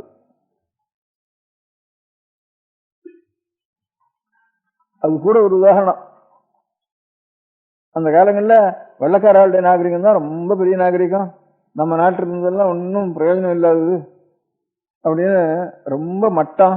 இவளுக்கு நல்ல நடத்தையும் கிடையாது, குணமும் கிடையாது, தைரியமும் கிடையாது அப்படின்னுட்டு நல்ல குணங்களும் கிடையாது, நல்ல நடத்தையும் கிடையாது, நல்ல தைரியமும் கிடையாது அப்படிங்கிற மாதிரி தீர்மானமா இருந்தது அந்த காலத்துல. இது மூணுலயும் அவதான் வெள்ளக்காரா தான் பிரியவா, இவாளும் மனுஷருடைய கணக்குலயே சேர்ந்தது இல்லைங்கிற மாதிரி அப்படி நினைச்சிருந்த சமயம். அப்போ அதுக்கே ஒரு உதாரணம் நடந்தது பட்டணத்துல, இதே பட்டணத்துல. இவா முத்துசாமி இருவாள், கிருஷ்ணசாமி இருவாள்ங்கிற மாதிரி குமாரசாமி ஹாஸ்டல்னு ஜட்ஜி இருந்த, அவருடைய தாத்தா ரங்கநாத ஹாஸ்டல் இருந்த. அவர் சிட்டி முதல்ல ஹைகோர்ட் ஜட்ஜி கொடுக்கறது வந்து சிட்டி சிவில் கோர்ட் ஜட்ஜி தான் முதல் நம்மட வாழ்க்கை கொடுக்கறதுக்கு ஆரம்பிச்சா அந்த காலத்துல வெள்ளக்கார நாட்டு ஜனங்களுக்கு. அப்போ வேலையா இருந்தார். அவரு கொஞ்சம் மரியாதை கொடுத்திருந்தாப்பா, ஒருத்தராவது கொடுத்துருப்போம்னுட்டு. அப்ப சீமையிலிருந்து ஒரு பெரிய சர்ச்சில் ரொம்ப பெரிய மனுஷாலாம் வந்திருந்தா. அப்ப அவள்லாம் வெள்ளக்கார நாகரிகத்தை பத்தி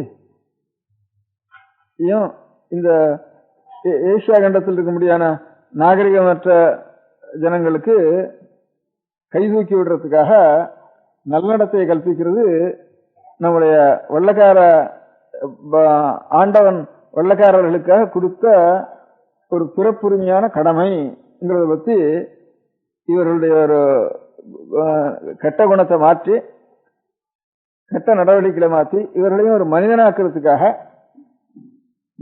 மனிதத்தன்மையே இல்லாமல் இருக்க முடியாத ஒரு ஜனங்களை மனிதனாக்குறதுக்காக செய்ய வேண்டிய ஒரு உரிமை, புறப்புரிமை வெள்ளக்காரர்களுக்கு இருக்குங்கிறத பத்தி ஒரு உபன்யாசம் பண்றதுக்காக சீமையிலிருந்து ஒரு பேர் வந்திருந்தாங்க அந்த காலத்துல. அப்போ இதையெல்லாம் இந்த இந்தியாவில் இருக்கிறவா கொஞ்சம் அந்த பாஷை தெரிஞ்சு, இங்கிலீஷ் பாஷை தெரிஞ்சவா எல்லாரும் கேட்டு அவ அவமானப்படணும்ங்கிற உத்தேசத்தோட ரங்கநாதலையும் வர வச்சிருந்தா.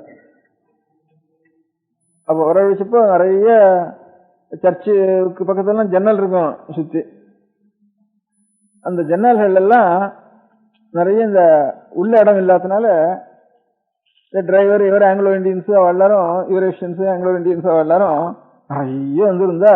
அங்கிருந்து அவளுக்கு இங்கிலீஷ் தானே சுகமா படிக்கிறது, அங்கிருந்து கணக்கெல்லாம் வந்திருந்தா எல்லாரும் வந்திருந்தா. இவ இங்க இருக்கிற வெள்ளக்காரா, அங்க இருந்து சீமையிலிருந்து வந்த வெள்ளக்காரா, சீமையில வெள்ளக்காரா கொஞ்சம் மரியாதையா சொல்லிட்டு இருந்தா. நம்முடைய கடமை இருக்கு, கிரைஸ்ட் நமக்கு இது கொடுத்துருக்கார், அதை கொண்டு வந்து இந்த ஜனங்களுக்கு எல்லாம் கொடுத்து இந்த கிரைஸ்டனுடைய ஒரு தத்துவத்தை, இவளுக்கு இருக்க முடியாத இருளையும் அஜ்ஞானத்தையும் இந்த மாதிரி குறைபாட்டையும் இவைகளையெல்லாம் நாம் நிவர்த்தி பண்ண வேண்டியது நம்முடைய கடமைன்னு சொல்லி அவன் கொஞ்சம் மரியாதையா உபன்யாசம் பண்ணான். இவன் என்ன பண்ணினா ரொம்ப நடத்தையே ரொம்ப பிசாக, மனுஷத்தன்மையே இல்லையே, மிருகத்தன்மை கூட கிடையாது இவளுக்கு அப்படின்னுட்டு அவ்வளவு மட்டமான ஜனங்கள் இந்த இந்தியாவில் இருக்கிற ஜனங்கள் அப்படின்ட்டு இங்க இருக்கிற வெள்ளக்காராலும் பாதிரிகளும், இங்க வந்திருக்கிற பாதிரிகள் அங்க இருக்கிற வெள்ளக்காரும் கொஞ்சம் கடுமையா இருப்பா வழக்கம். அதில் இவா ரொம்ப மோசமா சொல்றதுக்கு ஆரம்பிச்சா. நாகரிகம் கிடையாது இவளுக்கு, மனுஷத்தன்மை கிடையாது அப்படின்ட்டு எல்லாம் கட்ட நடத்த இவளுக்கு, நல்ல நடத்தைங்கிறதே கிடையாது, தெரியாது இவாளை. இதுல இருந்து ஏற்பட்ட ஒரு விஷயத்துல இருந்து நாம் தான் நம்முடைய பிறப்புரிமை வாழை கை தூக்கி விட வேண்டியது அப்படின்னுட்டு அவளுக்கு அதை பத்தி ரொம்ப ஜாஸ்தியா சொல்லிட்டு இருந்தா. சொல்லிட்டோன்னா ரங்கநாத ஹாஸ்டல்ல கொஞ்சம் பரியாசம் இருக்காங்க, நீங்களும் ஏதாவது சொல்லுங்க. வந்து கடைசியில இவள்தான் இந்தியன்களுக்குள்ள அவர்தான் ஒரு முதல் உத்தியோகம் அவர் கொடுத்திருக்க. அவர் வீட்டுல தானே பள்ளிக்கூடத்துக்கு போற பையன்களுக்கு தானும் சாஸ்திரம் சொல்லி வச்சு, ஸ்கூலுக்கும் போய் சொல்லி, தானும் ஆச்சாரியாளுடைய பாஷ்யங்கள்லாம் அநேகம் பேருக்கு தெரிந்து, அவ அத்தனை பேரும் வந்து தான் வந்து எல்லா சகல பாஷைகளும் தெரியும், 18 பாஷை தெரியும் இருக்குன்னு சொல்றது உண்டு. சகல பாஷை சம்ஸ்கிருதம் முதற்கொண்டு எல்லாரும் சம்ஸ்கிருதம், அத்தனை பேரும் சம்ஸ்கிருதம் என்ன தெரியணும், அவனுடைய பாஷையும் தெரியணும், அவனுடைய இது தெரியணும் அப்படின்னு தானே சொல்லி வச்சு, தானே அன்னம் போட்டு அப்படி வச்சுட்டு இருந்தா 30-40 பேருக்கு குடும்பத்தில் இருக்கிற குழந்தைகள் மாதிரி, தமிழ்நாட்டில் குழந்தைகள், புதுசாக குழந்தைகள் எல்லாருக்கும் அந்த சம்ஸ்கிருதம் தெரியணும், அவ பாஷை தெரியணும் அப்படின்ட்டு இவ்வளவு ஏற்பாடு பண்ணிட்டு இருந்தார் ரங்கநாத ஹாஸ்டல் காலத்துல. அப்போ அவ்வளவு கடுமை. அவர் நித்தியம் சூரிய நமஸ்காரம் பண்ணுவார், அனுஷ்டானங்களை பண்ணுவார், ஒண்ணு பாக்கி விட மாட்டார். எவனோத்தான் குஸ்தி வஸ்தாத்து பண்ணிட்டு இருந்தா இவனுக்கு என்ன பண்றதான்னு சேலஞ்சு பண்ணினா ஒரு 4-5 பேரோட அங்க இருந்து படிச்சுட்டு இருக்கிறப்ப அங்க இருந்து அவருக்கு தெரியாத வித்தை கிடையாது, தெரியாத பழக்கம் கிடையாது, சகலம் மல்ல யுத்தம் முதற்கொண்டு ரொம்ப நல்லா தெரிஞ்சவர், ஒன்னுலையும் லட்சியம் பண்ண மாட்டார், அவ்வளவு தைரியம் இருக்கு. உடனே இங்க உபன்யாசம் எல்லாம் முடிஞ்சது சொன்னார். நீங்க சொன்னதெல்லாம் ரொம்ப கேட்டோம். ஏதோ இவ்வளவு கருணை உங்களுக்கு, எவ்வளவு மயில் கரண்டு இருந்து இப்பேற்பட்ட இந்த தேசத்தினுடைய ஜனங்களை கை தூக்கி விடுறதுக்காக, ஷேர்ல இருக்கும்படியான கை தூக்கி விடுறதுக்காக வந்திருக்கேங்கிற ஒரு எண்ணம் உங்களுக்கு ரொம்ப நல்லது. அந்த எண்ணம் எங்களுக்கு ரொம்ப திருப்தியா, ரொம்ப நாங்கெல்லாம் நன்றியோட இருக்கணும். ஆனா இவ்வளவு ஜாஸ்தி சொன்னத்துல இருந்து எங்க தேசத்திற்கு முடியாத ஜனங்கள் என்ன நினைச்சிட்டு இருக்கான்னு கேட்டா, அங்க இருக்க முடியாத ஒரு நல்ல நடக்கையின் நற்குணங்களும், வெள்ளக்காரருடைய நல்ல குணங்களும், நல்ல நடத்தைக்கும் நாங்க பிரத்யட்சமா பார்க்கறது, இது அந்த ஜன்னலுக்கு வெளியில் இருக்க முடியாத இந்த ஈஸ்ட் இண்டியன் யூனிவர்சிட்டி இருக்கால, இவதான் சாஸ்வதமான மானுமெண்ட்ஸ் தான் எங்களுக்கு, என்னாலும் அழியாத மானுமெண்ட்ஸ் தான் நீங்க வச்சுட்டு போயிட்டு. அதனால எங்களுடைய எண்ணம் ஒரு ஏழக்கூடியானவனுக்கு முதற்கொண்டு வெள்ளக்காரன்னு சொன்னா இவதான் அவளுடைய நன்னடத்தைக்கு பிரத்யட்சமான உதாரணம். வேற ஏதாவது ஒரு கல்லு இல்லு கட்டி பிம்பம் கட்டி தூணு கட்டினா கூட போயிடும். இது வம்சதரம் வாழையடி வழியா வந்துட்டு இருக்குது, ஒரு நாளும் மறக்காத இருக்க முடியாத ஒரு மானுமெண்ட் எங்களுக்கு. வெள்ளக்காரருடைய கேரக்டருக்கு பர்மனன்ட் மானுமெண்ட், பூலோக பிரளயகால வரைந்து இருக்க வேண்டிய மானுமெண்ட் இது. அப்படின்னு நாங்கள்லாம் இங்க இருக்கிற ஜனங்கள் ஏழக்கூடியானோ அப்படி நினைச்சுட்டு இருக்கான். ஆனா இந்த உண்மையும் சொல்ல வேண்டியது உங்களுக்குங்கிறதுக்காக நான் சொன்னேன். இது வரைக்கும் வச்சுட்டு தான் கத்தின்னு இருந்தான். அவ சொல்றப்பெல்லாம் இவர் இந்த வார்த்தை சொன்னார் இல்லையோ, அத்தனை பேரும் மூஞ்சி விட்டு ஒடிய போயிட்டான். அழகே காணும், இவனெல்லாம் காணும். அப்படி நடத்துன்ற அவ்வளவு காலமா இருந்தது. அப்ப இந்த காலத்துல அப்ப நேட்டிவ்னு சொல்லணும் வழியா இந்தியன்னு சொல்ல முடியாது. அப்படிங்கிற சந்தர்ப்பம். அப்ப தைரியமா இந்தியன் பேங்க்னு வச்சு, இந்தியன் பேங்க் தான் பேரு. இப்ப இந்தியன் பேங்க்றது பெரிய பெரிய பெரிய பேர் இல்ல, பெரிய காரியம் இல்ல. அப்ப வச்சது அந்த மாதிரி வச்சு பொருளுக்கும் செஞ்சார். அதாவது தர்மம் பண்றதுங்கிறத அறிஞ்சு செய்யறதுங்கிறது, எப்படி திருச்சி விவேகத்தோட செய்யறதுங்கிறப்போ உடல் பொருளாவி மூணையும் கணக்கு பண்ணி, உடலுக்காக ஒரு தர்மம் பிதாவினுடைய பேரால, நாட்டுடைய பேரால இதுக்கு தர்மம், மகர்ஷியுடைய பேரால இந்த ஆவிக்கு தர்மம், இது 3 விதமான தர்மம் பண்ணினார். அதனால அவர் அந்த மாதிரி பொருளுக்காக பொருள் வளர்றதுக்காக பொருள் அர்ப்பணம் பண்ணினார், ஆவி உயர்றதுக்காக பொருள் அர்ப்பணம் பண்ணினார், உடல் நலத்துக்காக பொருள் அர்ப்பணம் பண்ணினார். உடல் பொருளாவி 3க்கும் அர்ப்பண பொருளை அர்ப்பணம் பண்ணினவர் இந்த இருந்திருக்கு. அவருக்கு தான் கிடைச்சு நம்ம இந்தியாவினுடைய பெயரே லோகத்துல கீர்த்தி அடைய முடியாத பெரிய மேசைகள் எல்லாம் வளர்க்கறதுக்கு முடியாத ஒரு பாக்கியமும் அவருக்கு கிடைச்சது. அதனால நாம அந்த மாதிரி அப்படி கிடைச்சதுன்னா அவளை சோதனை மட்டத்துமா பண்ண வேண்டியது நம்முடைய கடமை. நல்ல காரியம் செய்வாளெல்லாம் வாயார துதிக்க வேண்டியது நம்முடைய கடமை. இந்த கடமையோட இப்ப அந்த பேங்கை கொண்டு ஆறாவது உபகாரம் நாம் பெற்றிருக்கோமோ, அவ எல்லாரும் பேங்கிங்கிற ஒரு கலையில நமக்கு பழக்கம் ஏற்பட்டிருக்கு. அந்த பழக்கத்தை கொண்டு பேங்கிங்ல யாராருக்கு நல்ல பழக்கம் ஏற்பட்டிருக்கோ அவ எல்லாரும் சேர்ந்து நாம் ஒரு பேங்க் வைக்கணும். அவளுடைய நினைவுக்காக நல்ல காரியமும் வாழையோட வழியா வளரணும். அந்த பேங்க் நம்முடைய நாட்டில் யாராரு கஷ்டப்படுறாளோ அவளுக்கு எல்லாருக்கும் வைக்கணும். இருக்கிறதுக்குள்ள கஷ்டம் எனக்கு தோன்றது, எனக்கு பார்க்குறப்போ ஒவ்வொரு குழந்தைகளும் இந்த சாரதா ஆக்ட் ஏற்படுறதுக்கு வந்து அநேகமாக நம்ம நாட்டில் கல்யாணம் ஆகாத குழந்தைங்கிறது நாம் பார்த்தது இல்லை. இவ சாரதா ஆக்ட் ஏற்பட்டதுக்கு அப்புறம் கல்யாணம் ஆன குழந்தைய பார்க்கறது கஷ்டமா இருக்கு. சாரதா ஆக்ட் மாத்திரம் காரணம்னு சொல்ல முடியாது. ஏதோ வறுமையா கஷ்டங்கள் எல்லாமே காரணமா இருந்திருக்கலாம். சாரதா ஆக்ட் வராமல் இருந்தாலும் இந்த நிலைமை வந்தாலும் வந்திருக்கலாம். ஆனாலும் சாரதா ஆக்டுக்கு முந்தி இது இல்லவே இல்லை, ஒரு கூட இல்லை. இவ்வளவு கஷ்டப்படுறது குழந்தைகள். அதுக்கு 2-3 காரணம். ஒருத்தர் ஒரு கல்யாணம் தான் பண்ணிக்கலாம்னு அவர் ஆக்ட் சமீபத்தில் கொடுத்துட்டார். இப்ப ஒருத்தர் இருந்து அவளே சந்ததி இல்லைன்னா மூத்த சம்சாரமே ரெண்டாவது சம்சாரத்தை கல்யாணம் பண்ணி வைக்கிறது திருஷ்டாந்தம் அநேக குடும்பங்கள் இருந்திருக்கு. அப்படியாவது பண்ணலாம் இருந்தால் சில குழந்தைகள் இன்னும் கொஞ்சம் கூட கல்யாணம் ஆகலாம். பாக்கி மகமதி விதத்தில் அவ 4 பேர் 5 பேர் கல்யாணம் பண்ணாலும் பண்ணிக்கலாம். அதுல இருந்து இன்னும் அவ சங்கியும் வளரலாம். இது குறைஞ்சு போகும், இருக்கிறதே குறைஞ்சுட்டு இருக்கு, இன்னும் குறைய முடியாத ஸ்திதி வந்துடும். இப்ப இவ மொத்தம் ஒரு கல்யாணம் தான் பண்ணுவான், எந்த காரணத்தை வச்சிருந்தாலும் 2 கல்யாணம் பண்ணக்கூடாது, அது ஒரு தீங்குன்னு அது ஒண்ணு வந்திருக்கு. இல்ல புருஷன் போனவாளும் கல்யாணம் பண்ணிக்கலாம்னு அது ஒரு சட்டம் வந்திருக்கு. அது ரொம்ப நாளாவே இருக்கு அந்த சட்டம். புருஷன் போனவாள் எல்லாரும் கல்யாணம் பண்ணிக்காம இருக்கிறப்பவே இன்னும் சட்டம் அவ்வளவு ஜாஸ்தி அவங்களுக்கு வரல. அப்பவே இப்ப இந்த குழந்தைகளுக்கு கல்யாணம் ஆகாம இருக்கு. ஒரு சமயம் சில பெரிய மனுஷா காலேஜில் இருக்கிறவள் எல்லாரும் புருஷன் போனவாளை தான் கல்யாணம் பண்ணிக்கணும்னு தீர்மானம் பண்றதுன்னுட்டு உபதேசம் பண்ணினா சில சமயங்கள்ல பெரிய மனுஷா எல்லாரும் உபதேசம் பண்ணிருக்கா.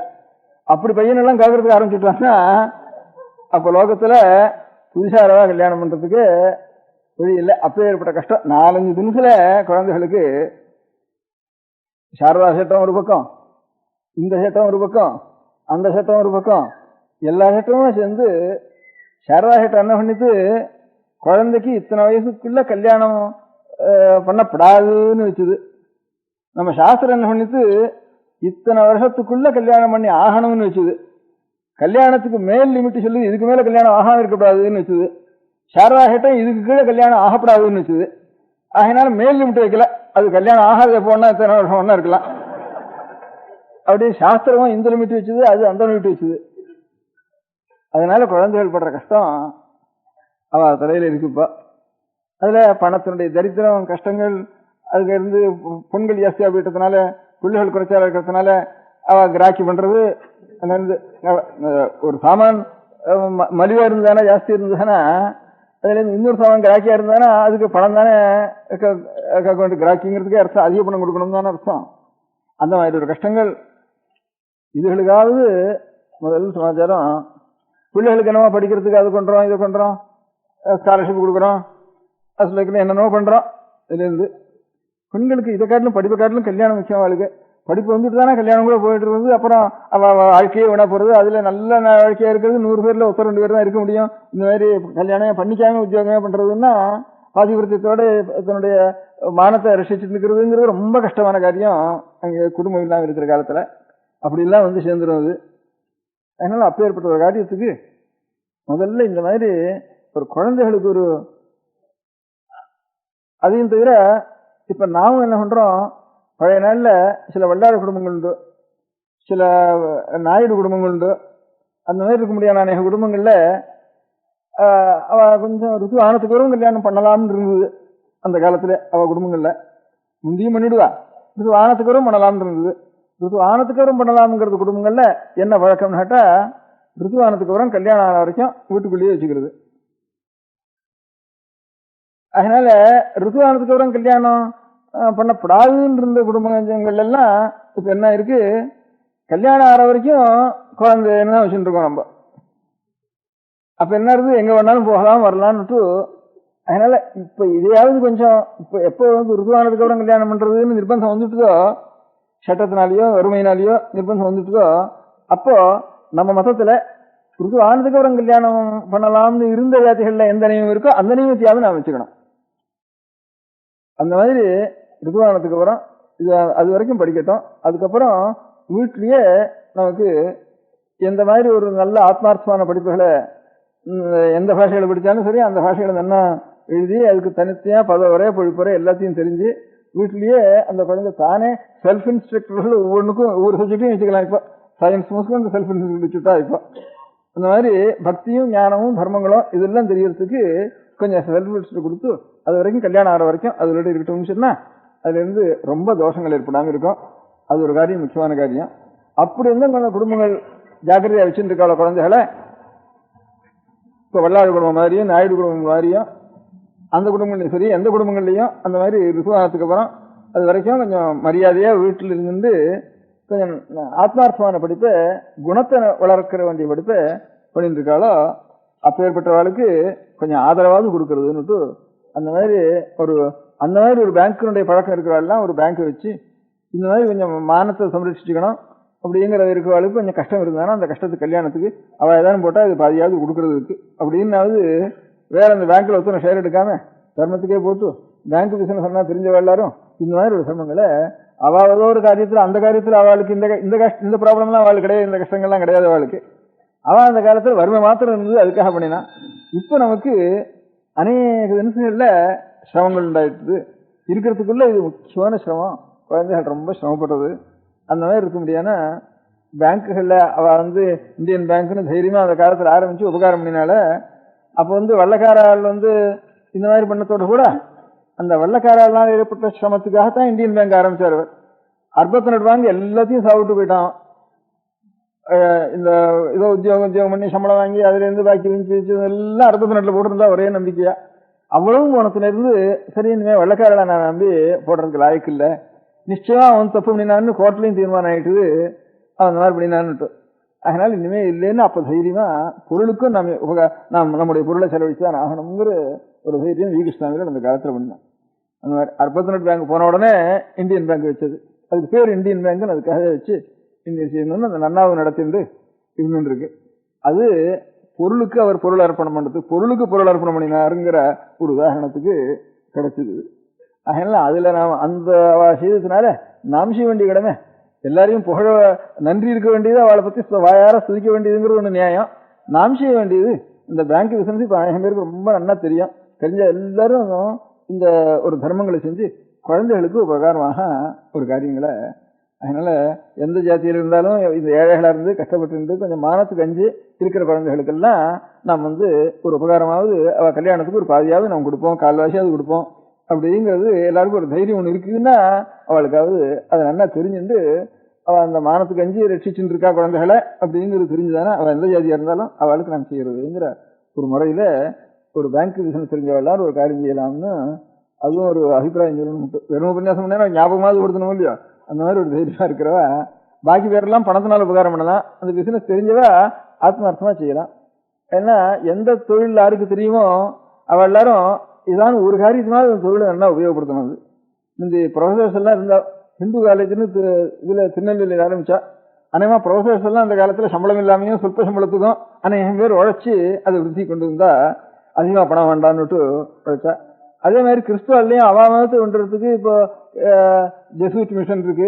அவ எல்லாரும் நிறைய சம்பளம் போட்டுக்கிறா, 1000 ரூபாய் 500 ரூபான்னுட்டு 70 80 எடுத்துட்டு கிராண்டுக்காக நிறைய சம்பளம் போட்டுக்கிறா. இழுத்துக்கிறது குறைச்சதான் எடுத்துக்கிறா, அதுல தியாகம் தான். ஆனாலும் பணம் நிறைய வேணும் போட்டு அதுல கொஞ்சம் போய் ரெண்டும் கலந்து செஞ்சுக்கிறா. ஹிந்து காலத்துல அப்படி இல்லை, ஆத்மார்த்தமாவே சுந்தரராமையர் இருந்தார் அந்த காலத்துல. அவ பிரின்சிபலா இருந்துட்டு அதுல இருந்து ரொம்ப பேர் இதுல 10 பேர் நமக்கு ஏதோ ஆகாரத்துக்கு மாத்திரம் எடுத்துக்குவோம், பாக்கி எல்லாம் ஆத்மார்த்தமா செய்வோம் அப்படின்னு ஆனதியா செய்ய வேண்டியா. ஒவ்வொரு காரியத்திலையும் ரிட்டையர் ஆனவா ஆனதியா நிறைய காரியங்கள் செய்யலாம் தேசத்துல. அவ்வளவும் சேர்த்துண்டா சக்தி உள்ளவா அநேகம் பேர் இருக்கா. இப்போ அநேக பிளானிங் இருக்கிறதுனால ரிட்டையர் ஆன எல்லாரையும் ரிட்டையர் ஆன ஸ்திதியிலும் இல்லை, திரும்பி கூப்பிட்டுருவோம் எல்லாரையும். ஒரு 10-15 வருஷத்துக்கு அப்படி இல்லை, ரிட்டையர் ஆனவா ஆத்துல உட்காந்து இருந்தது. அதனால இப்ப எல்லாரையும் கூப்பிட்டுறா. கூப்பிட்டா அதுவும் நல்லதுதான், இருக்கட்டும் போட்டு சக்தி உள்ளவா எல்லாரும். அதனால ரிட்டையர் ஆனவளுக்கு வேலை செய்யற சக்தி இருக்குங்கிறதுக்கு உதாரணம் சொன்னேன்னா அதுனால அவ கூப்பிடுறதுனால.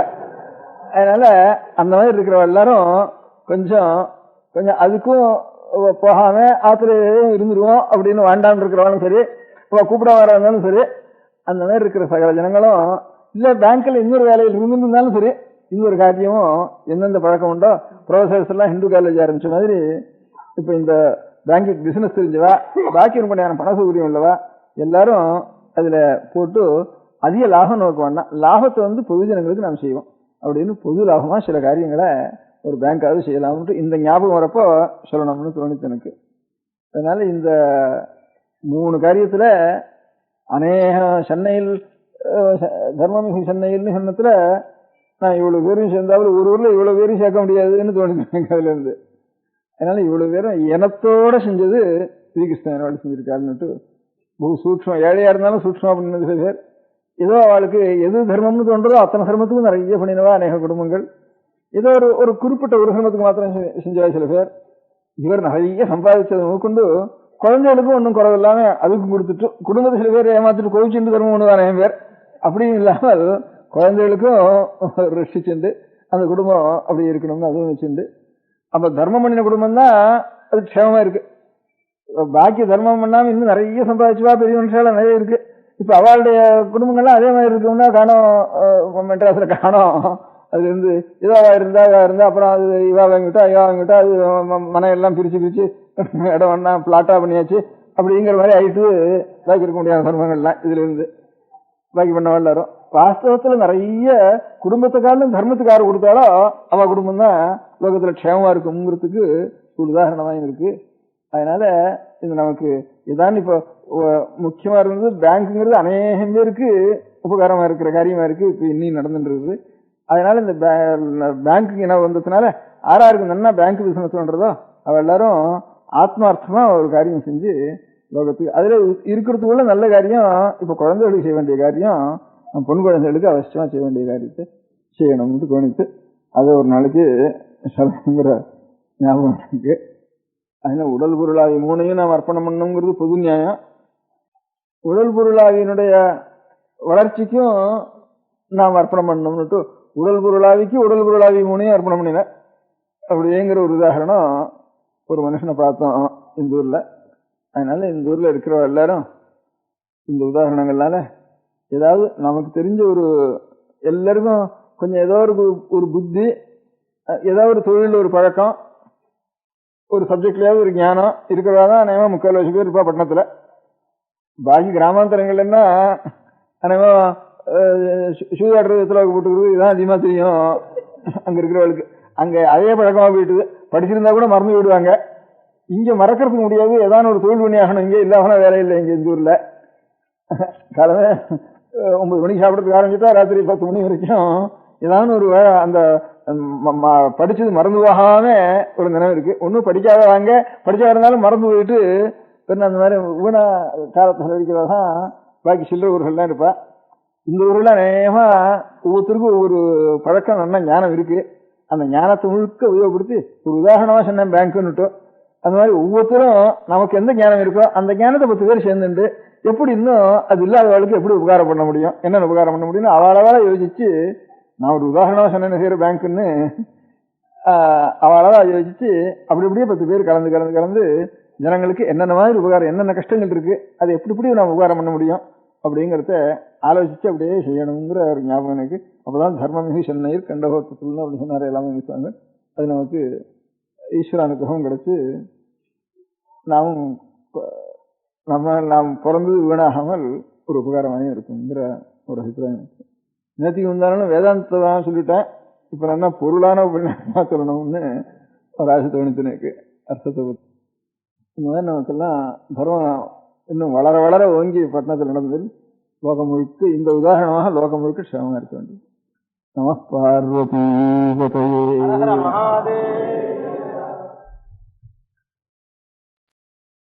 பெரியவா சரணம். அடுத்த நிகழ்ச்சி நித்திய குரு பாதுகா பூஜை. சுக்லாம் பரதரம் விஷ்ணும் சசிவர்ணம் சதுர்புஜம் பிரசன்னவதனம் தியாயேத் சர்வவிக்னோபசாந்தயே. மமோபாத்த சமஸ்த துரிதக்ஷயத்வார ஸ்ரீ பரமேஸ்வர பிரீத்யர்த்தம் குரு பிரசாத சித்தியர்த்தம் குரு பிரீத்யர்த்தம் குரு பாத பூஜாம் அத்ய கரிஷ்யே. குரு பிரம்மா குருர் விஷ்ணுர் குருர் தேவோ மகேஸ்வரः குரு சாட்சாத் பரபிரம்ம தஸ்மை ஸ்ரீ குரவே நமः. அபார கருணா சிந்தும் ஞானதம் சாந்தரூபிணம் ஸ்ரீ சந்திரசேகர குரும் பிரணமாமி முதான்வகம். சதாசிவசமாரம்பாம் சங்கராச்சார்ய மத்யமாம் அஸ்மதாச்சாரிய பர்யந்தாம் வந்தே குரு பரம்பராம். எல்லோரும் குருவை பெரிவாளை தியானம் பண்ணிண்டு அர்ச்சனை பண்ணுவோம். அஷ்டோத்திரம் பெரியவா அஷ்டோத்திரம் பல அஷ்டோத்திரங்கள் இருக்கு. அதுல எளிமையா சுலபமா எது இருக்கோ அதை நான் இப்ப சொல்றேன். எல்லோரும் இதை கேட்டுண்டே திருப்பி சொல்ல முடிஞ்சுபா சொல்லி சொல்லி பெரிவாளுக்கு பாதத்துல ஒவ்வொரு புஷ்பத்தை அர்ச்சனை பண்ணலாம். ஓம் ஸ்ரீ காஞ்சி காமகோட்டி பீடாதீஸ்வராய நமஹ. ஸ்ரீமத் சந்திரசேகரேந்திர சரஸ்வதி குருப்யோ நமஹ. சந்நியாசாஸ்ரமசிகராய நமஹ. காஷாய தண்டதாரிணே நமஹ. சர்வபீடாபஹாரிணே நமஹ. स्वामिनाथ गुरवे नमः. करुणासागराय नमः. जगदाकर्षण शक्तिमते नमः. सर्वचराचर हृदयस्थाय नमः. ओम भक्त परिपालक श्रेष्ठाय नमः. धर्म परिपालकाय नमः. श्री जयेन्द्र सरस्वत्याचार्याय नमः. श्री विजयेन्द्र सरस्वती पूजिताय नमः. शिवशक्ति स्वरूपाय नमः. भक्ताभीष्ट प्रदायकाय नमः. ब्रह्मण्य पोषकाय नमः. ब्रह्म विष्णु शिवैक स्वरूपाय नमः. कांची क्षेत्रवासाय नमः. कैलाश शिखरवासाय नमः. स्वधर्म परिपोषकाय नमः. चातुर्वर्ण संरक्षकाय नमः. लोकरक्षण संकल्पाय नमः. ओम ब्रह्मनिष्ठापराय नमः. सर्वपापहराय नमः. धर्मरक्षक संतुष्टाय नमः. भक्तार्पितधन स्वीकर्त्रे नमः. सर्वोपनिषत् सारज्ञाय नमः. सर्वशास्त्रगम्याय नमः. सर्वलोक पितामहाय नमः. भक्ताभीष्ट प्रदायकाय नमः. ब्रह्मण्य पोषकाय नमः. नानाविध पुष्पार्चितपताय नमः. रुद्राक्ष क्रीडधारिणे नमः. भस्मोद्धूलित विग्रहाय नमः. सर्वज्ञाय नमः. सर्वचराचर व्यापकाय नमः. अनेक शिष्य परिपालकाय नमः. मनश्चाञ्चल्य निवर्तकाय नमः. अभयहस्ताय नमः. भयापहाय नमः. यज्ञपुरुषाय नमः. यज्ञानुष्ठान रुचिप्रदाय नमः. यज्ञसम्पन्नाय नमः. यज्ञसहायकाय नमः. यज्ञफलदाय नमः. यज्ञप्रियाय नमः. उपमानरहिताय नमः. स्फटिक तुलसी रुद्राक्ष हारधारिणे नमः. चातुर्वर्ण समदृष्टये नमः. ऋग्यजुस्साम अथर्वणादि चतुर्वेद संरक्षकाय नमः. दक्षिणामूर्ति स्वरूपाय नमः. जाग्रत स्वप्न सुषुप्ति अवस्थातीताय नमः. कोटि सूर्यतुल्य तेजोमय शरीराय नमः. साधु संग संरक्षकाय नमः. अश्वगज गोपूजा निर्वर्तकाय नमः. गुरुपादुक पूजातुरन्तराय नमः. कनकाभिषिक्ताय नमः. स्वर्ण बिल्वदल पूजिताय नमः. सर्वजीव मोक्षदाय नमः. मूकवाक्तान निपुणाय नमः. नेत्र दीक्षादानाय नमः. द्वादशलिंग स्थापकाय नमः. गान रसप्रियाय नमः. ब्रह्मज्ञानोपदेशकाय नमः. सकलकलासिद्धिताय नमः. चातुर्वण्य पूजिताय नमः. अनेकभाषा संभाषण कोविताय नमः. अष्टसिद्धिप्रदायकाय नमः. ओम श्री शारदामठ सुस्थिताय नमः. नित्यान्नदान सुप्रीताय नमः. प्रार्थना मात्र सुलभाय नमः. पादयात्रा प्रियाय नमः. नानाविध मतपंडिताय नमः. श्रुति स्मृति पुराणज्ञाय नमः. देव यक्ष किन्नर किंपुरुष पूज्याय नमः. श्रवणानंदकरकीर्तये नमः. दर्शनानंदाय नमः. अद्वैतानंदभरिताय नमः. अव्याच करुणामूर्तये नमः. शैव वैष्णवादिमान्याय नमः. श्री शंकराचार्याय नमः. दंडकमंडलोहस्ताय नमः. वीणा मृदंग सकलवाद्यनाथस्वरूपाय नमः. रामकथारसिकाय नमः। वेद-वेदांग आगमादि सकलकला सतस्प्रवर्तकाय नमः। हृदय-गुहाशयाय नमः। शतरुद्रीय वर्णितस्वरूपाय नमः। केदारेश्वरनाथाय नमः। अविद्यानाशकाय नमः। निष्कामकर्मोपदेशकाय नमः। लघुभक्तिमार्गोपदेशकाय नमः। लिंगस्वरूपाय नमः। सालग्रामसूक्ष्मस्वरूपाय नमः। कालड्यां शङ्करकीर्तिस्तम्भनिर्माणकर्त्रे नमः। जितेन्द्रियाय नमः। शरणागतवत्सलाय नमः। श्रीशैलशिखरवासाय नमः। डमरुकनादविनोदाय नमः। वृषभारूढाय नमः। दुर्मदनाशकाय नमः। आभिचारिकदोषहर्त्रे नमः। मिताहाराय नमः। मृत्युविमोचकशक्त्याय नमः। श्रीचक्रार्चनतत्पराय नमः। दासानुग्रहकारकाय नमः। अनुराधानक्षत्रजाताय नमः। सर्वलोकख्यातशीलाय नमः। वेङ्कटेश्वरचरणपद्मषट्पदाय नमः। श्री महात्रिपुरसुन्दरी समेत श्री चन्द्रमौलीश्वर पूजाप्रियाय नमः।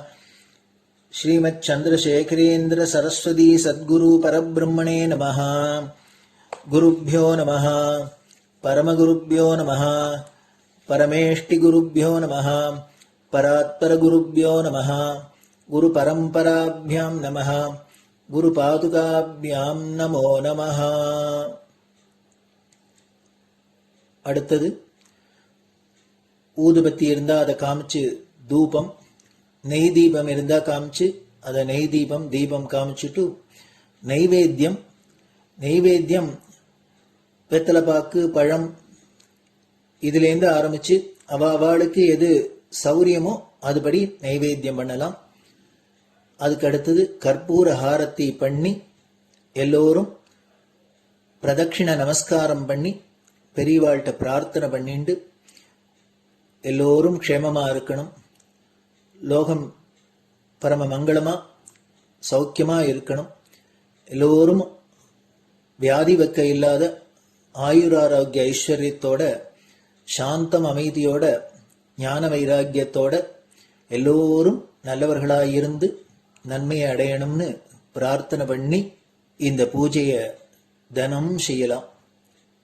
குரு பிரம்மா குருர் விஷ்ணுர் குருர் தேவோ மகேஸ்வரः குரு சாட்சாத் பரபிரம்ம தஸ்மை ஸ்ரீ குரவே நமः.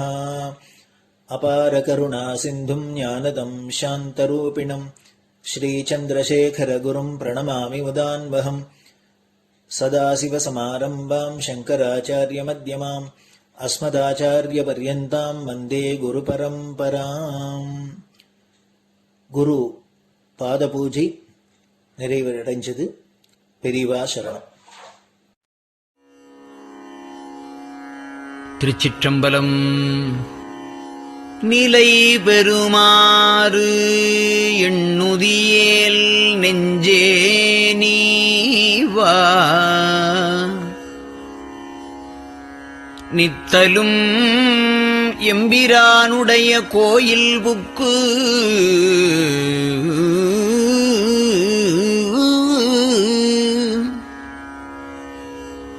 புலர்வதன் முன் அலகிட்டு மெழுக்குமிட்டு பூமாலை புனைந்து ஏத்தி புகழ்ந்து பாடி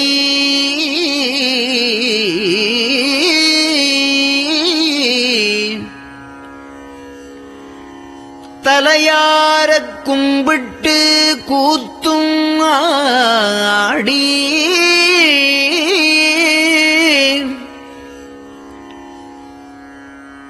சங்கரா ஜய போற்றி போற்றி என்றும்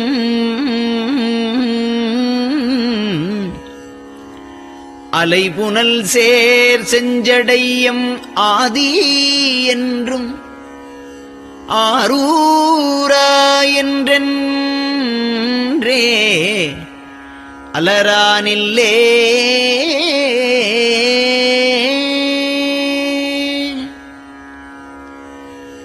தந்தது உந்தன்னை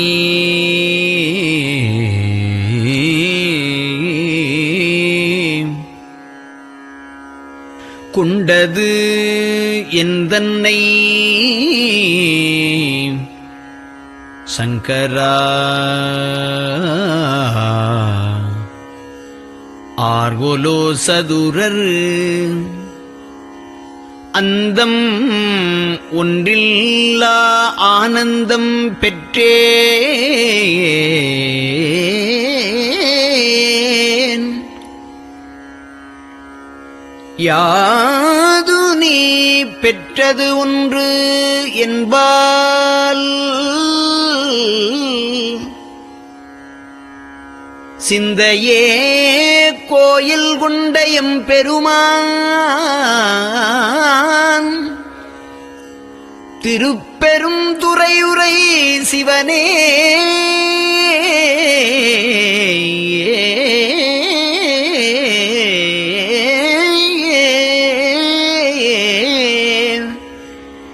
எந்த ஈசா உடல் இடம் கொண்டாய் யான் இதற்கு இலன் ஓர் கைமாறே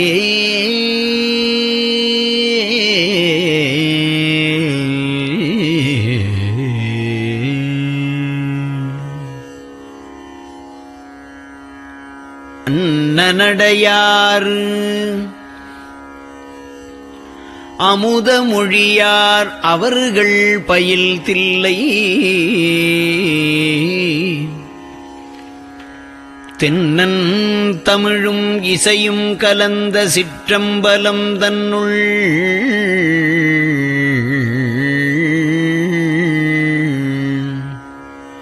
பொன்னும் மணியும் நிறந்த தலத்து புலித்தோல் பியர்க்கிட்டு மின்னின் இடையாள் உமையாள் காண விகிர்தன் ஆடுமே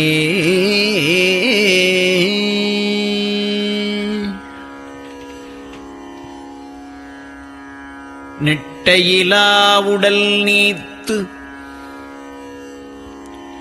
என்னை ஆண்ட நிகரிலா வண்ணங்களும்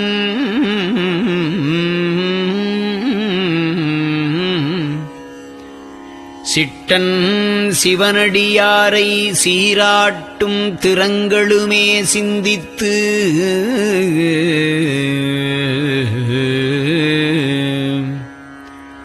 அட்டமூர்த்திக்கு என் அகம் நெகவூரும் அமிழ்தனுக்கு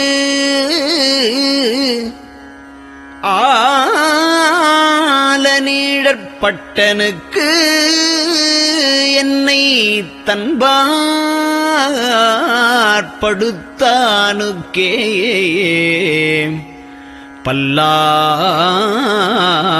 பல்லாண்டு குருதுமே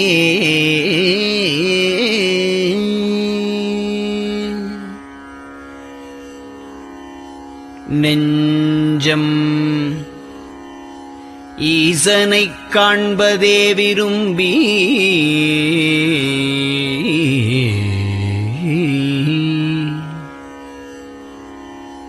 நிரந்தரம் திருவாக்கினில் நிகழ்வது அஞ்செழுத்துமே ஆக ஆளுடைய அம்மை செம்மலர் கைகுவித்து அருளி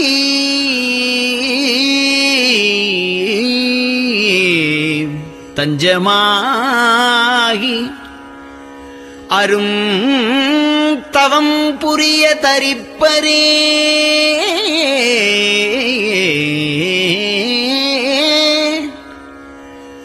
அவள் பெரும் கணவர்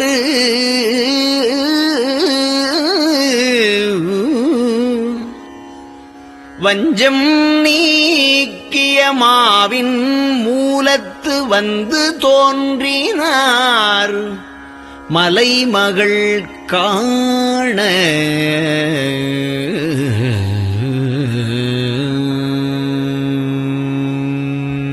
திருச்சிற்றம்பலம்.